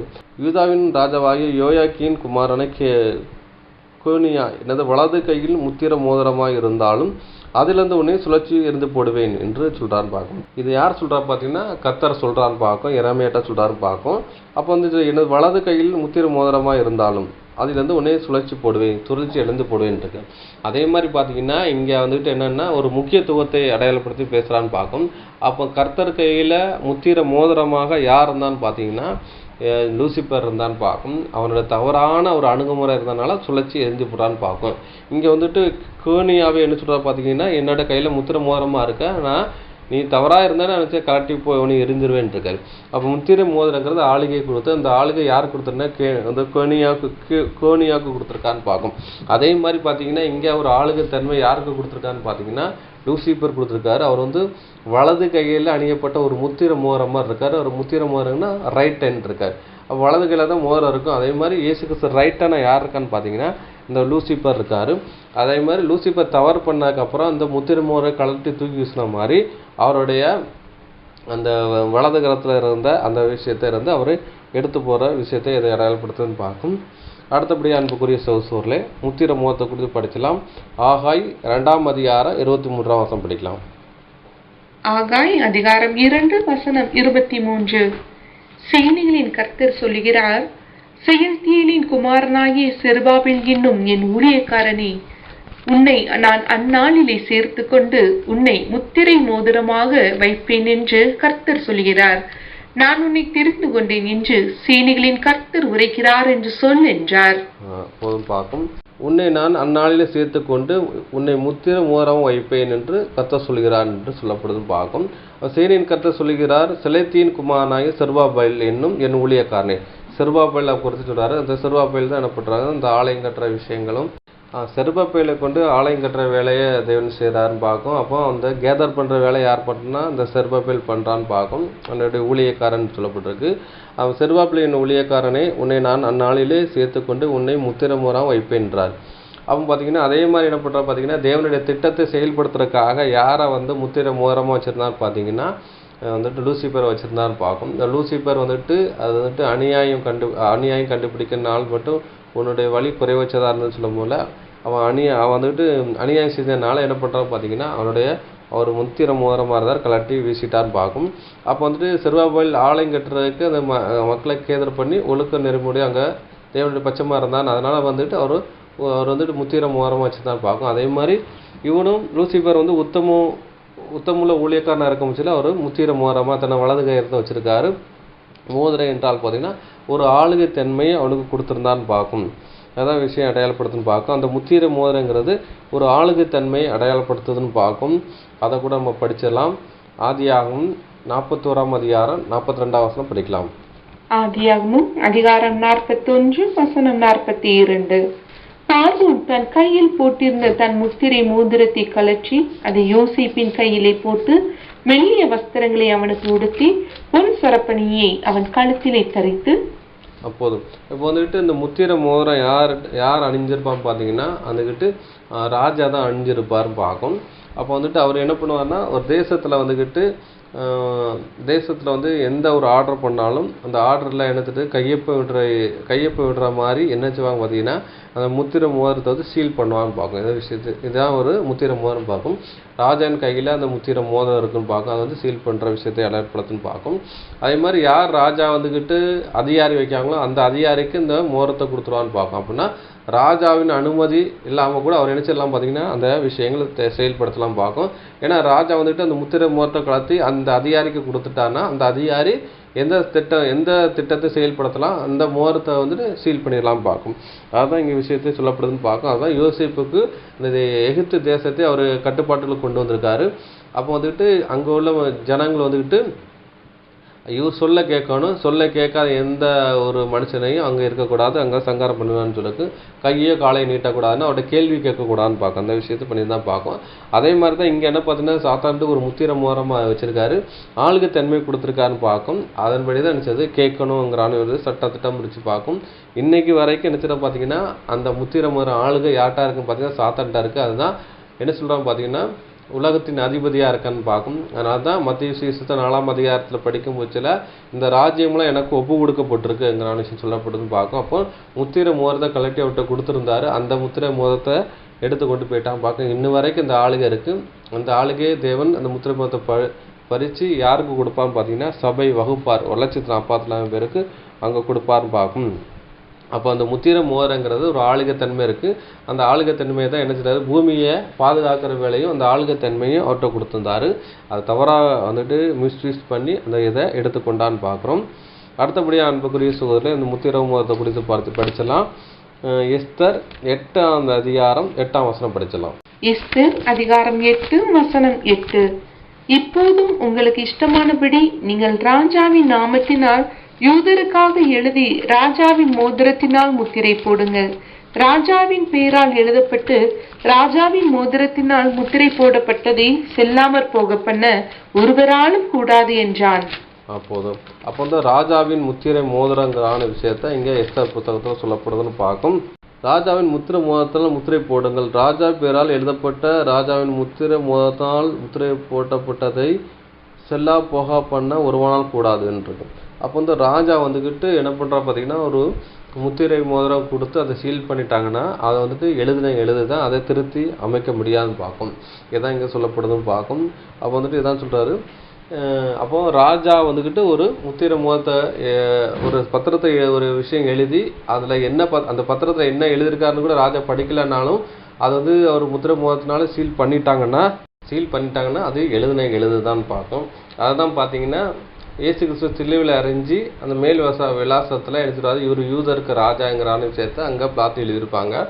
அப்போ வந்துட்டு அங்கே வந்து அந்த ஆசாரியர்கள் என்ன சொல்லுவாங்கன்னா, யூதருக்கு ராஜா என்று அவன் சொன்னதாக நீங்கள் வந்து எழுதுங்க அப்படிங்கான்னு சொல்லுவார். ஆனால் அவர் சொல்லுவார், ராஜாவுடைய குவாலிட்டி என்னென்னா எழுதுனது தான், அது திருத்தி எழுத மாட்டாங்க. அதை தான் சொல்லப்படுது, எழுதுனது தான் சொல்லுது. அப்போ வந்து முத்திரை மோதங்கிறது எழுதி சீல் பண்ணுற விஷயத்தை எழுதப்படுத்துது. அதை வந்து யாராலையும் மாற்ற முடியாதுங்கிறான்னு சொல்லப்படுதுன்னு பார்க்கும்.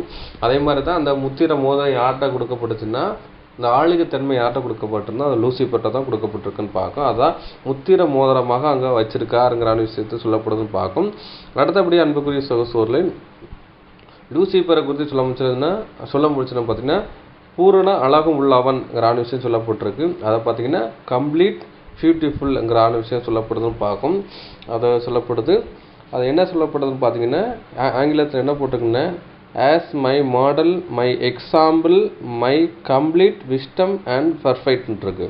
என்னோட முன்மாதிரியான ஒரு படைப்பு அப்படிங்கிறதுக்கு இன்றைக்கி ரோபோ சொல்கிறோம்ல, இன்டெலிஜென்ட்டான ஒரு ரோபோ படிச்சிருக்காங்க, ஏஐ டெக்னாலஜி நுண்ணறிவு, செயற்கை நுண்ணறிவோடு படிச்சிருக்காங்க. மனுஷன் எந்த கேள்வி கேட்டாலும் அது பதில் சொல்லும். அந்த அளவுக்கு ஒரு வடிவமைக்கப்பட்டதான் நினச்சிருந்தா ஏஐ தொழில்நுட்பம் உள்ள அந்த ரோபோன்னு பார்க்கும். அதே மாதிரி பார்த்தீங்கன்னா இந்த லூசிபர் என்னென்னா அதே மாதிரி தான், எந்த கேள்வி கேட்டாலும் சொல்கிறவனும் செயல்படுத்துகிறவன் என்ன யாரும் பார்த்தீங்கன்னா இந்த லூசிபர் பார்க்கும். அந்த மாதிரி சொல்லப்பட்டிருக்கு. எப்படி இன்றைக்கி ரோபோ வந்துட்டு யாருக்காக தயாரிக்கப்பட்டிருக்குன்னா, மனுஷனுக்காக தயாரிக்கப்பட்டிருக்கு. அந்த ஏஐ டெக்னாலஜி மூலம் மனுஷனுக்கு என்ன கேள்வி கேட்டாலும் அவனுக்கு வந்துட்டு பதில் சொல்லணும், அவனுக்கு வந்துட்டு உதவி செய்கிற நோக்கத்தோட என்ன செய்கிறாங்கன்னா அந்த ரோபோ தயாரிக்காக பார்க்கும். அதே மாதிரி பார்த்தீங்கன்னா இவனும் ஒரு ரோபோ மாதிரி தான். ஆனால் வந்துட்டு இந்த லூசிபரையும் தேவன் வந்துக்கிட்டு அப்படியே ஞானத்தினால் சிறந்ததாக படைத்தார். அவனை வந்து ஒரு நல்ல ஒரு தேவதூதனாக படைச்சிருக்காரு. மனிதனுக்கு பணிவிட செய்கிற ஒரு தேவதூதனாக படைச்சிருக்கான்னு பார்க்கும். மனித குலத்துக்கு ஒரு ஆப்போசிட்டாக மாறிட்டுன்னு பார்க்கும். யார் இந்த லூசிபர் பார்க்கும். அது தேவனுடைய திட்டத்துக்கும் அகேன்ஸ்டாக மாறிட்டுன்னு பார்க்கும். அதே மாதிரி என்ன சொல்கிறாங்கன்னா, இந்த ரோபம் என்ன சொல்கிறாங்க பார்த்தீங்கன்னா, இன்றைக்கி ரோபோ படைக்கும், ஆனால் மனித குலத்துக்கு எதிராக செயல்படும் அப்படிங்கிற விஷயத்தை அவங்க சொல்லப்பட்டுறாங்க. அதே மாதிரி தான் இங்கே என்ன செய்ய பார்த்தீங்கன்னா, இந்த ஒரு விஷயம் பூரணம் அழகு உள்ளவன்னா ஒரு பர்ஃபெக்டாக படைக்கப்பட்ட ஒரு விஷயம், ஒரு முன்மாதிரியாகவும் ஒரு ஞானத்தில் ஒரு சிறந்த ஒருவனாக படைக்கப்பட்டிருக்கான்னு பார்க்க. ஏன்னா மனுக்குலத்தை வழிநடத்துகிற பொறுப்பும் பூமியை ஒரு வழிநடத்துகிற பொறுப்பை அவனுக்கு கொடுக்கப்பட்டிருன்னு பார்க்கும். அப்போ வந்து பூரண அழகு உள்ளவன்ங்கிறான்னா பெர்ஃபெக்டும் அப்படிங்கிறான விஷயத்தை அடையாளப்படுத்துன்னு பார்க்கும். இந்த வார்த்தையை எங்கே பயன்படுத்துறதுக்கு பார்த்தீங்கன்னா, அப்சலோமை குறித்து சொல்லப்பட்டிருக்கு. அப்சலோம் வந்துட்டு பார்த்தீங்கன்னா அழகில் சிறந்த ஒரு சிவனாக இருக்கேன். அழகு குறித்து அங்கே வர்ணிச்சு சொல்லப்பட்டிருக்க. பூரண அழகு உள்ளவன் பழுது ஒன்றும் இல்லைங்கிறான விஷயத்த சொல்லப்படுறது பார்க்கும். படிச்சிடலாம். 1 ராஜாக்கள் 1ஆம் அதிகாரம் 6ஆம் வசனம் படிச்சலாம். 1 ராஜாக்கள் அதிகாரம் 1 வசனம் 6. அவனுடைய தகப்பன் நீ இப்படி செய்வானேன் என்று அவனை ஒரு காலம் கடிந்து கொள்ளவில்லை. அவன் மிகவும் அழகுள்ளவனாயிருந்தான். அப்சலோமுக்கு பின் அவனுடைய தாய் அவனை பெற்றாள். அப்சலோமை குறித்து சொல்ல முடிச்சு பார்த்தீங்கன்னா சொல்றாரு, அவன் மிகவும் அழகுள்ளவனாக இருந்தான் சொல்லப்பட்டிருக்கு பார்க்கும். அவன் தகப்பன் யாரு? தாவீதுன்னு சொல்லிருக்கு. அவனுடைய தகப்பன் இப்படி செய்வானன் என்று அவனை ஒரு காலம் கடிந்து கொள்ளவில்லை. அவன் மிகவும் அழகுள்ளவனாக இருந்தான். அவன் என்ன தவறு செஞ்சாலும் கடிந்து கொள்ளவில்லை. ஏன்னா அவனுடைய அழகு அவரை வந்துட்டு இம்ப்ரெஸ் ஆகிட்டனால அவனை வந்து கடிந்து கொள்ளன்னு பார்க்கும். அதே மாதிரி பார்த்தீங்கன்னா இங்கேயும் யார் பார்த்தீங்கன்னா லூசிபர் பார்க்கும். லூசிபரால் கடிந்து கொள்ள முடியாத அளவுக்கு அவர் பூரணம் அழகு உள்ளவர்னா அவர் ரொம்ப பர்ஃபெக்ட் பார்க்கும். எந்த தவறு செய்யாதவர்னு பார்க்கும். இங்கே பூரண அழகுங்கிறது என்னென்னா, தாவீது வந்து தன்னோட அப்சலோமை வந்துட்டு எடுத்துறது அது கடிந்து கொள்ள முடியல. ஏன்னா அவர் பூரண அழகு உள்ளவர். அவர் பார்த்தோன்னா அந்த அழகு எங்கே இடைப்பட்டாருன்னா அவர் கடிந்து கொள்ள முடியல பார்க்கும். அதே மாதிரி பார்த்தீங்கன்னா இந்த லூசிபர் வந்துட்டு பூரண அழகு உள்ளவன்னா அவரை வந்துக்கிட்டு அவர் வந்து கடிந்து கொள்ளாத முடியாது. ஏன்னா அவ்வளோத்துல பெர்ஃபெக்டாக இருக்கான்னு பார்க்கும். அவரோட வழி ஏன்னா அவ்வளோத்துக்குள்ள அவரோட வழி வந்துட்டு குறை வச்சதாக இருந்து அவர் ரொம்ப ஒரு பெர்ஃபெக்டாக இதை அடையாளப்படுத்துதுங்கிறான விஷயம் சொல்லப்படுதுன்னு பார்க்கும். இது சொல்லப்படுது. 2 சாமுவேல் இதே வசனங்களை சொல்லப்பட்டிருக்கு பார்க்கும். 2 சாமுவேல் 14ஆம் அதிகாரம் 25ஆம் வசனம் படிக்கலாம். 2 சாமுவேல் அதிகாரம் 14 வசனம் 25. இஸ்ரவேலர் அனைவருக்குள்ளும் அப்சலோமை போல் சௌந்தரியம் உள்ளவனும் மெச்சுக்கொள்ளப்பட்டவனும் இல்லை. உள்ளங்கால் தொடங்கி உச்சந்தலை மட்டும் அவனில் ஒரு பழுதும் இல்லாதிருந்தது. அப்போ வந்துட்டு இங்கே அப்சலோமை குறித்து சொல்ல முடியல, அவருடைய அழகு குறித்து வர்ணிக்க முடிச்சு சொல்ல முடியல. என்ன சொல்றாருன்னா, அப்சலோமை போல இஸ்ரவேலில் அனைவருக்கும் அப்சலோமை போல சௌந்தரியமானும் மெச்சிக்கொள்ளப்பட்டவனானும் இல்லை. உள்ளங்கால் தொடங்கி உச்சந்தலை மட்டும் ஒரு பழுதும் இல்லை. அப்போ இந்த அழகுங்கிறான விஷயம் என்னென்னா பழுது இல்லைங்கிறான விஷயத்தை சொல்லப்படுதுன்னு பார்க்கும். அப்போ லூசிபர் படைக்கும் பட்சத்தில் பார்த்தீங்கன்னா உச்சந்தலை முதல் உள்ளங்கால் வரைக்கும் ஒரு பழுதும் இல்லை. பழுதுங்கிறது என்ன, சிந்தையிலிருந்து அவருடைய காலுங்கிறது நடக்கை அப்படி பார்க்கும். இந்த ஃபுல் பாடியும் இங்கே வந்துட்டு அப்சலம் குறித்து சொல்ல முடியல, அவரோட தலையும் உச்சந்தலையிலேருந்து உள்ள காலில் ஒரு பழுது இல்லைன்னு பார்க்கும். அவ்வளோத்து பர்ஃபெக்டாக அழகு இருக்கான்னு பார்க்கும். இஸ்ரவேலுக்குள்ளேன்னு இருக்கும். அதே மாதிரி இங்கே சொல்ல முடிச்சல பார்த்தீங்கன்னா அந்த தூதருக்குள்ளே என்ன பண்ண வந்து உச்சந்தலை முதல் உள்ளங்கால் வரைக்கும். உச்சந்தலைங்கிறது மனதை அடையாளப்படுத்துது, காலுங்கிறது கிரியை அடையாளப்படுத்துன்னு பார்க்கும், நடக்கை அடையாளப்படுத்துன்னு பார்க்கும். இதில் வந்துக்கிட்டு என்ன பர்ஃபெக்டாக இருந்தான் யாருன்னா அந்த லூசிபர்னு பார்க்கும். அதே மாதிரி விழுகை எங்கே சம்பவிச்சுன்னு பார்த்தீங்கன்னா சிந்தை மனதில் தான் வந்து முதல்ல சிந்தையில் தான் பாவம் விழுந்துச்சு. அதுக்கப்புறம் தான் கிரியை அவனுடைய நடக்கையில் கொண்டு வந்தான்னு பார்க்கும். அப்போ முதல்ல நினச்சிடாது பாவம் செய்கிறதுக்கு முன்னாடி அவனுடைய சிந்தையும் நடக்கையும் என்ன பண்ணுறான்னு பார்த்தீங்கன்னா பர்ஃபெக்டாக இருந்தது அங்கான விஷயத்தான். இது வந்துட்டு நம்மளுக்கு ஒரு அடையாள பாசியாக சொல்லப்படுதுன்னு பார்க்கும். அதுக்கப்புறம் பார்த்தீங்கன்னா ஞானத்தால் நிறைந்தவன்ங்கிற விஷயம் சொல்லப்படுறதுக்கு. ஞானத்தால் நிறைந்தவன்ங்கிற பார்த்தீங்கன்னா ஆதியாகமம் 3:1 சர்ப்பங்கிறதான ஒரு விஷயம் சொல்லப்பட்டிருக்கும். அப்போ சாத்தானை வஞ்சிக்கும் அந்த சர்ப்பம் வந்துக்கிட்டு ஆதாம் ஏவாளை வஞ்சிக்கும் போச்சுல, ஆதாம் எவ்வளோ சொல்கிறாருன்னு ஏவாளை வஞ்சிக்கும் போச்சுல ஒரு வார்த்தை சொல்லப்பட்டிருக்கு. அங்கே வந்து லூசிபர் என்ற வார்த்தையை யூஸ் பண்ணாமல் சர்ப்பங்கிறான வார்த்தையை யூஸ் பண்ணியிருப்போம். அப்போ என்ன சொல்கிறது, ஆதியாகமம் 3:1 சர்ப்பம் தந்திரம் உள்ளதாக இருந்ததுன்றது. அப்போ வந்துட்டு சர்ப்பம் தந்திரம் உள்ளதுன்னா ரொம்ப கேர்ஃபுல்லாக இருக்குன்னு பார்க்கும். அதாவது ரொம்ப கேர்ஃபுல்லாக வந்துட்டு அந்த இறையை வந்துக்கிட்டு வந்து ஹேண்டில் பண்ணும் பார்க்கும். அப்போ வந்து சர்ப்பத்துக்கு காது கிடையாது, கை கிடையாது, கால் இல்லை. ஆனால் வந்து ரொம்ப பர்ஃபெக்டாக அனுப்பணும் பார்த்தீங்கன்னா இறைய வந்து வேட்டையாடும் பார்க்கும். அது வந்துட்டு தரையில் ஊந்து நாக்கை வந்துட்டு மண்ணில் டச் பண்ணிக்கிட்டே போய், ஏன்னா அந்த அதிர்வுகளை வச்சு தான் நினச்சது ரொம்ப கேர்ஃபுல்லாக போய் அதை வந்து நினச்சதுன்னா அது இறையை வந்துக்கிட்டு அதுக்கே தெரியாமல் ரொம்ப ரொம்ப பவ்யமாக போய் அடிச்சிடும் பார்க்கும். ஏன்னா அந்த இறையை வந்துட்டு கேப்சர் பண்ணி பார்க்கும். அதே மாதிரி பார்த்தீங்கன்னா நீங்கள் பாம்பை வந்துக்கிட்டு அடிக்கணும்னு நீங்கள் போனீங்கன்னா மின்னல் வேகத்தை செயல்படும். அதுக்கப்புறம் பார்த்தீங்கன்னா ஏதாட்டும் ஒரு பொந்துக்குள்ளே போய் போய்க்கிறோம். அது எடுத்துன்னு பார்த்தீங்கன்னா வாழை கொஞ்சம் எனது பொந்துக்கு வெளியே வச்சுக்கிட்டு உள்ளே போய் தலையை சுற்றி எடுத்து வாளுக்கு நேராக தலையை வச்சுக்கணும் பார்க்கும். நீங்கள் வாள் தான் இருக்குன்னு சொல்லி நீங்கள் வாழை எடுத்திங்கன்னா உடனே நினச்சது கையில் கொத்தின்னு பார்க்கும். ரொம்ப இன்டெலிஜென்ட்டாக நினச்சது செயல்படும் பார்க்கும். அதை நினச்சின்னு பார்த்தீங்கன்னா அப்படியே கொத்துன்னு பார்க்கும். அதே மாதிரி பார்த்தீங்கன்னா அந்த சர்ப்பம் என்ன பண்ணுவோம்னா ஒன்று அதோட உயிருக்கு அச்சுறுத்தல் வரமுச்சில் அது வந்துட்டு மனசை தீண்டும். அப்படி தீண்ட முடியாத இருக்கும்ச்சு பார்த்தீங்கன்னா அதோட வாயில் வந்துட்டு தான் விஷம் இருக்குது. அந்த விஷத்தை கரெக்டாக நம்மளோட கண்ணை பார்த்து ஸ்ப்ரே பண்ணும். அது மிருகமாக இருந்தாலும் சரி யாராக இருந்தாலும் சரி கண்ணை பார்த்து ஸ்ப்ரே பண்ணும். அந்த விஷம் வந்து கண்ணில் வந்துக்கிட்டு அடித்தா கண்ணு குருடாயிரும் பார்க்கும். அந்த மாதிரி கரெக்டாக வந்து ஹேண்டில் பண்ணும் பார்க்கும். அதை தான் என்ன சொல்கிறது, சர்ப்பம் மாதிரி ஒரு தந்திரம் உள்ளது, கேர்ஃபுல்லாக வந்துட்டு டீல் பண்ணும் பார்க்கும். அதேமாதிரி மத்தேயு 10:16 சொல்ல முடிச்சுன்னா சர்ப்பங்கள் போல் வினா உள்ளவர்களாகும். அப்போ சர்ப்பம் நினச்சிட்டா ரொம்ப கேர்ஃபுல்லாக ரொம்ப செயல்படும் பார்க்கும். அதே மாதிரி தான் நினச்சது அவருடைய ஞானத்தை எடுத்துவாங்கன்னா சாத்தானுடைய ஞானத்தை சர்ப்பத்துக்கு கம்பேர் பண்ணியிருக்கும் பார்க்கும்.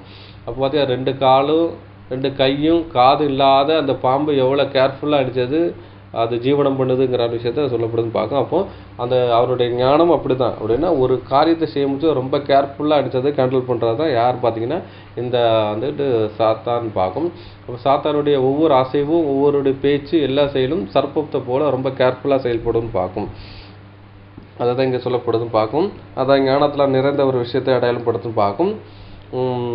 அடுத்தபடி அன்புக்குரிய சகோதரரே, அப்போ பார்த்தாச்சு என்னெல்லாம் பார்த்தோன்னு பார்த்தீங்கன்னா இதில் 13ஆம் அதிகாரத்தில் அடிச்சுட்டு முத்திர மோகத்தை பார்த்துட்டோம். அதுக்கப்புறம் பார்த்தீங்கன்னா ஞானத்தால் நிறைந்தவன் பார்க்கும், அழகையும் பார்த்துட்டோம் பார்க்கும். அப்போ முத்திர மோதிரங்கிறது வலது கையில் அணிகிற விஷயம்.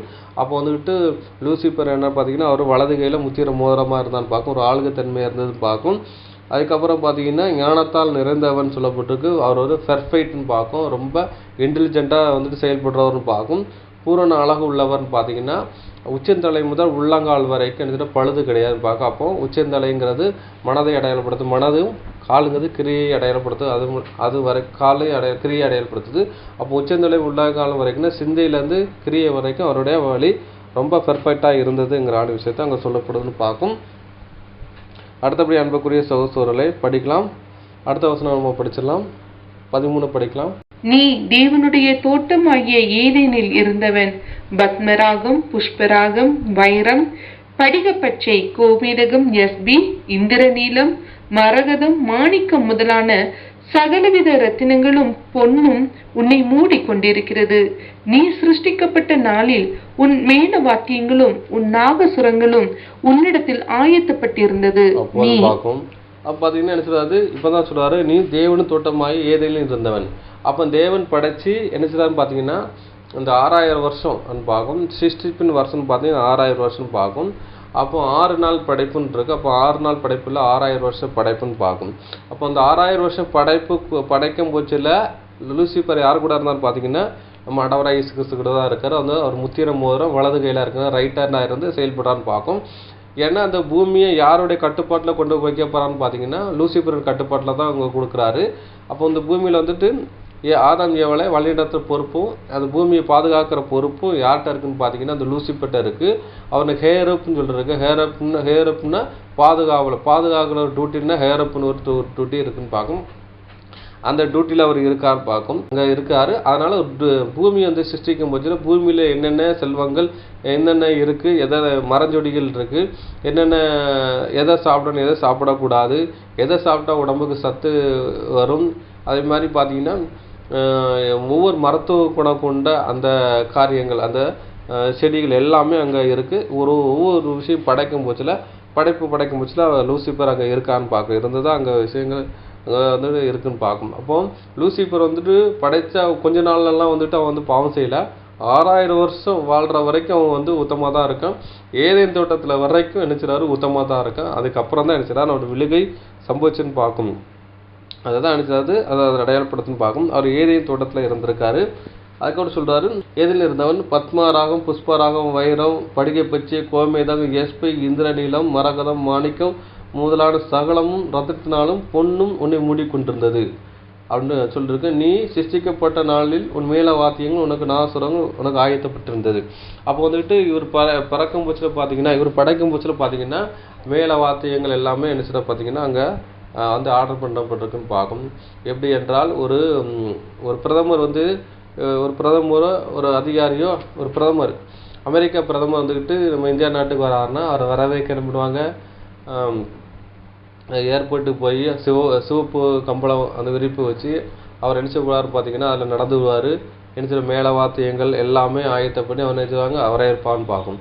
அதே மாதிரி பொண்ணு மாப்பிள்ளை நினைச்சுவாங்க கல்யாணத்துக்கு கூட்டிகிட்டு வர முச்சில மேலதளங்களோட கூட்டு வருவாங்கன்னு பார்க்கும். அதே மாதிரி செத்து போனவன் நினைச்சுவாங்க செத்தா பதைக்கும் முச்சில மேலதளங்களை கொண்டு போய் நினைச்சுவாங்கன்னா அதை கொண்டு போய் பதைப்பான்னு பார்க்கும். இந்த மேலதளங்கிறது என்னன்னா ஒரு மரியாதைக்குரிய ஒரு விஷயம்னு பார்க்கும். அதே மாதிரி பார்த்தீங்கன்னா இந்த சாத்தான் படைக்கும் போச்சில் பார்த்தீங்கன்னா அவர் என்ன பண்ணுறாருன்னா மேலதளங்களோட அவர் படைக்கப்பட்டார்னு சொல்லப்படுதுன்னு பார்க்கும். அதை நம்ம படிக்கலாம். அதுக்கப்புறம் பார்த்தீங்கன்னா சொல்லப்பட்ட அந்த கற்கள் பார்த்தீங்கன்னா இந்த வந்து சொல்லிருக்க என்ன பண்ண பத்மராகம், புஷ்பராகம், வைரம், படிகை பச்சை, கோமேதகம், எஸ்பி, இந்திரநீலம், மரகதம், மாணிக்கம் சொல்லி இதெல்லாம் அடிச்சிடாது ரத்தினங்களாம் மூடப்பட்டிருக்குங்கிறான விஷயம் சொல்லப்படுது. அப்போ மூடப்பட்டிருக்குன்னா அப்போ இதனாலேயே அவன் சிருஷ்டிக்கப்பட்டான் அப்படின்னு பார்த்தீங்கன்னா லூசிபர் சிருஷ்டிக்கப்பட்டார்னா கிடையவே கிடையாது. ஏன்னா அந்த பூமியில் இருக்கும் பட்சத்தில் அவன் மாம்ச சரீரம் எடுத்துக்கொள்ளலாம். அவனுக்கு சாப்பாடு வந்துட்டு என்ன சாப்பிட்ருக்கலாம்னா நம்ம தூதர்கள் அப்பம் மண்ணாவே சாப்பிட்ருக்கலாம். அதுக்கப்புறம் பார்த்தீங்கன்னா பூமியில் உள்ள அந்த கனி விருட்சங்களை சாப்பிடலான்னு பார்க்கும். அப்போ மனித சரீரம் இருந்தால் தான் இந்த ஏதேன் தோட்டத்தில் வாழ முடியும். அதுக்கப்புறம் அந்த மண்ணில் விளையிற பொருளை என்ன செய்யறது சாப்பிட முடியும்னு பார்க்கும். அதுக்கப்புறம் அவனுக்கு தண்டனை கொடுக்க முச்சில கூட என்ன செய்யாது நீ மண்ணில் என்ன சொல்ற நீ வந்து மண்ணை திம்பான்னுங்கிறான ஒரு விஷயத்த சொல்லிப்பான்னு பார்க்கும்.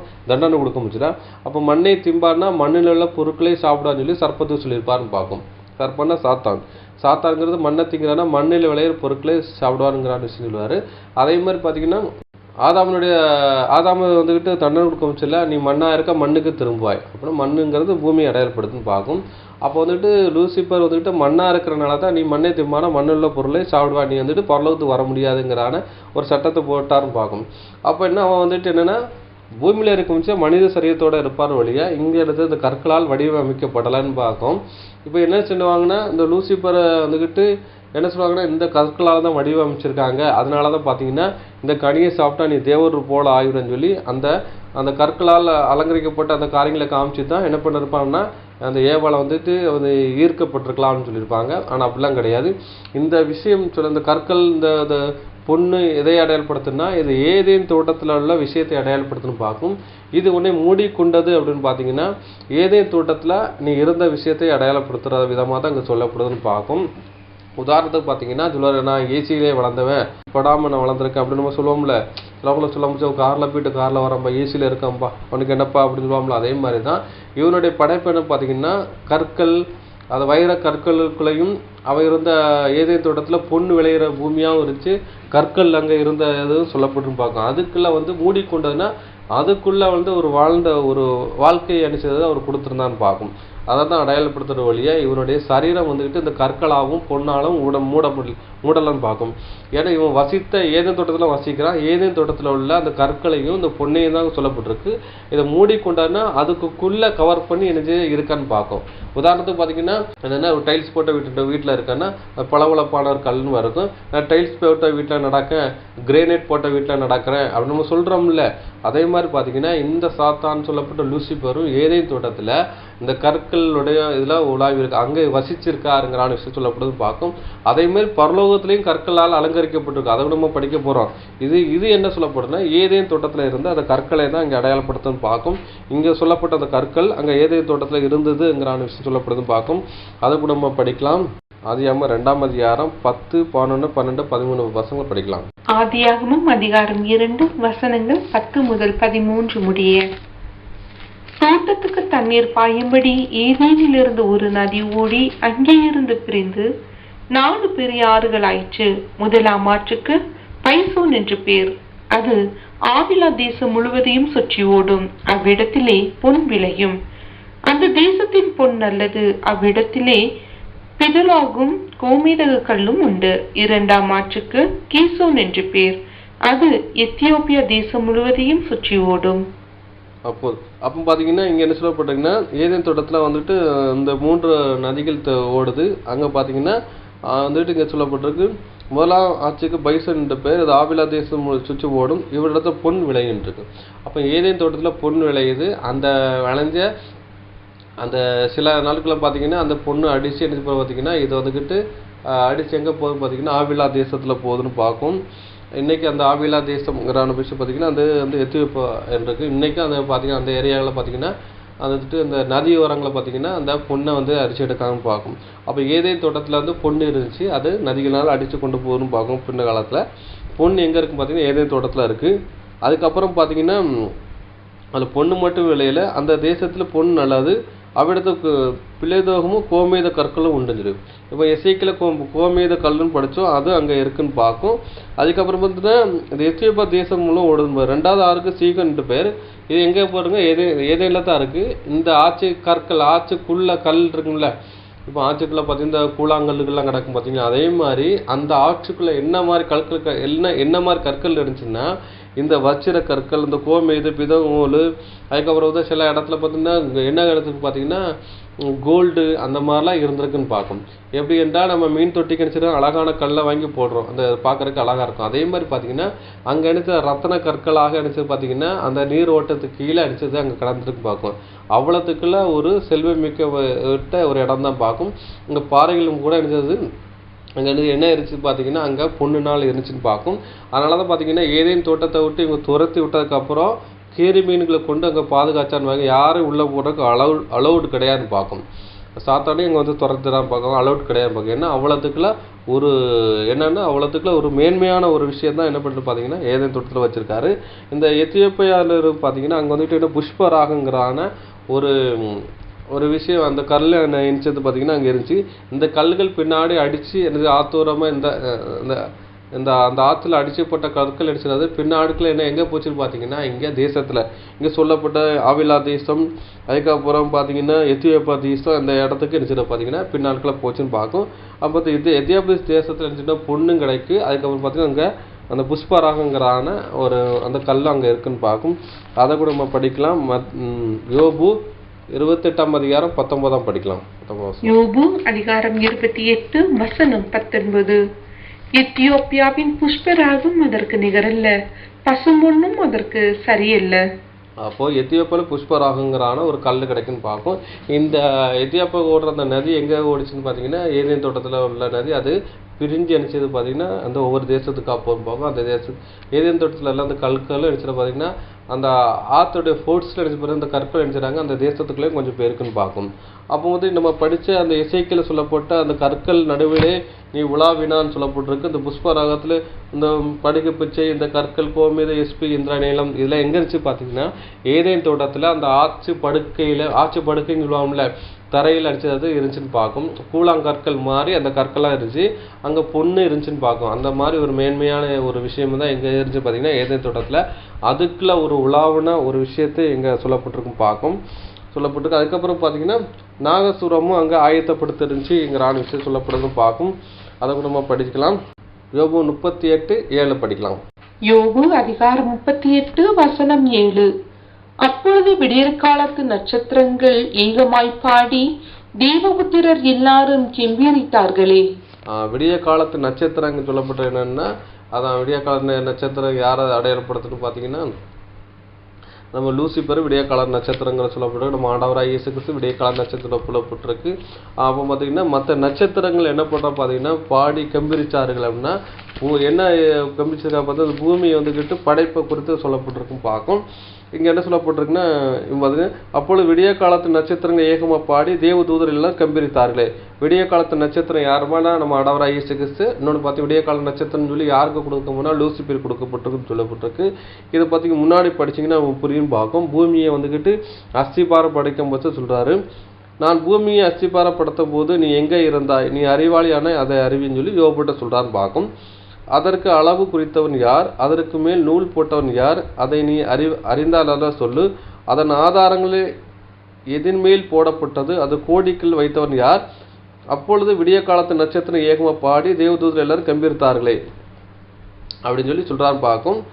அதுக்கப்புறம் பார்த்தா கற்பத்திலிருந்து உதிக்கிறது போல சமுத்திரம் புரண்டு வந்தது போல அதுக்கு கதவு அடைத்தவர் யாருன்றது. இது போல் இது வந்து அதாவது பூமி சிருஷ்டித்த விதத்தை யோபுட்ட சொல்கிறான்னு பார்க்கும். அப்போ பார்த்தீங்கன்னா அந்த பூமி சிருஷ்டிக்கும் போச்சில் ஒவ்வொரு சிருஷ்டிப்பும் படைக்கும் போச்சில் தேவதூதர் எல்லாருமே கம்பீரத்தை ஆர்ப்பாடு பண்ணி என்னச்சாது அங்கே என்ன பண்ண ஒவ்வொரு சிருஷ்டிப்பும் பண்ணி முடித்த போல் இது நல்லதென்று கண்டு அதை வந்து ஆசீர்வதித்தான் இருக்கு. அப்போ வந்து தேவன் வந்து பூமி சிருஷ்டிக்கும் போச்சில் அந்த விடிய காலத்து நட்சத்திரம் விடிய கால நட்சத்திரம் நம்ம ஆண்டவராகிய இயேசு கிறிஸ்து லூசிபரும் என்ன பண்ணுறோம் பார்த்தீங்கன்னா அது பூமியை சிருஷ்டிக்கும் போச்சில் அவங்க கூட இருக்கான்னு பார்க்கும். அப்போ விடிய கால நட்சத்திரம் யாரும் லூசிபர், இன்னொரு விடிய கால நட்சத்திரம் யாரும் நம்ம ஆண்டவராகிய இயேசு கிறிஸ்து.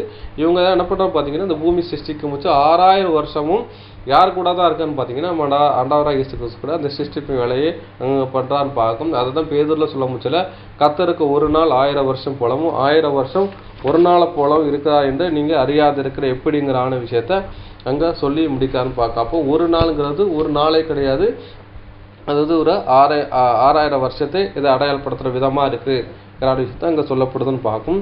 அடுத்தபடியாக அன்புக்குரிய சகோதரர்களே, அடுத்தது வந்துட்டு மீதியான காரியங்கள் என்ன படம் பார்த்தீங்கன்னா நம்ம வந்துட்டு அடுத்த பாகத்தில் வந்துட்டு நம்ம பார்த்து முடிக்கலாம் பார்ப்போம்.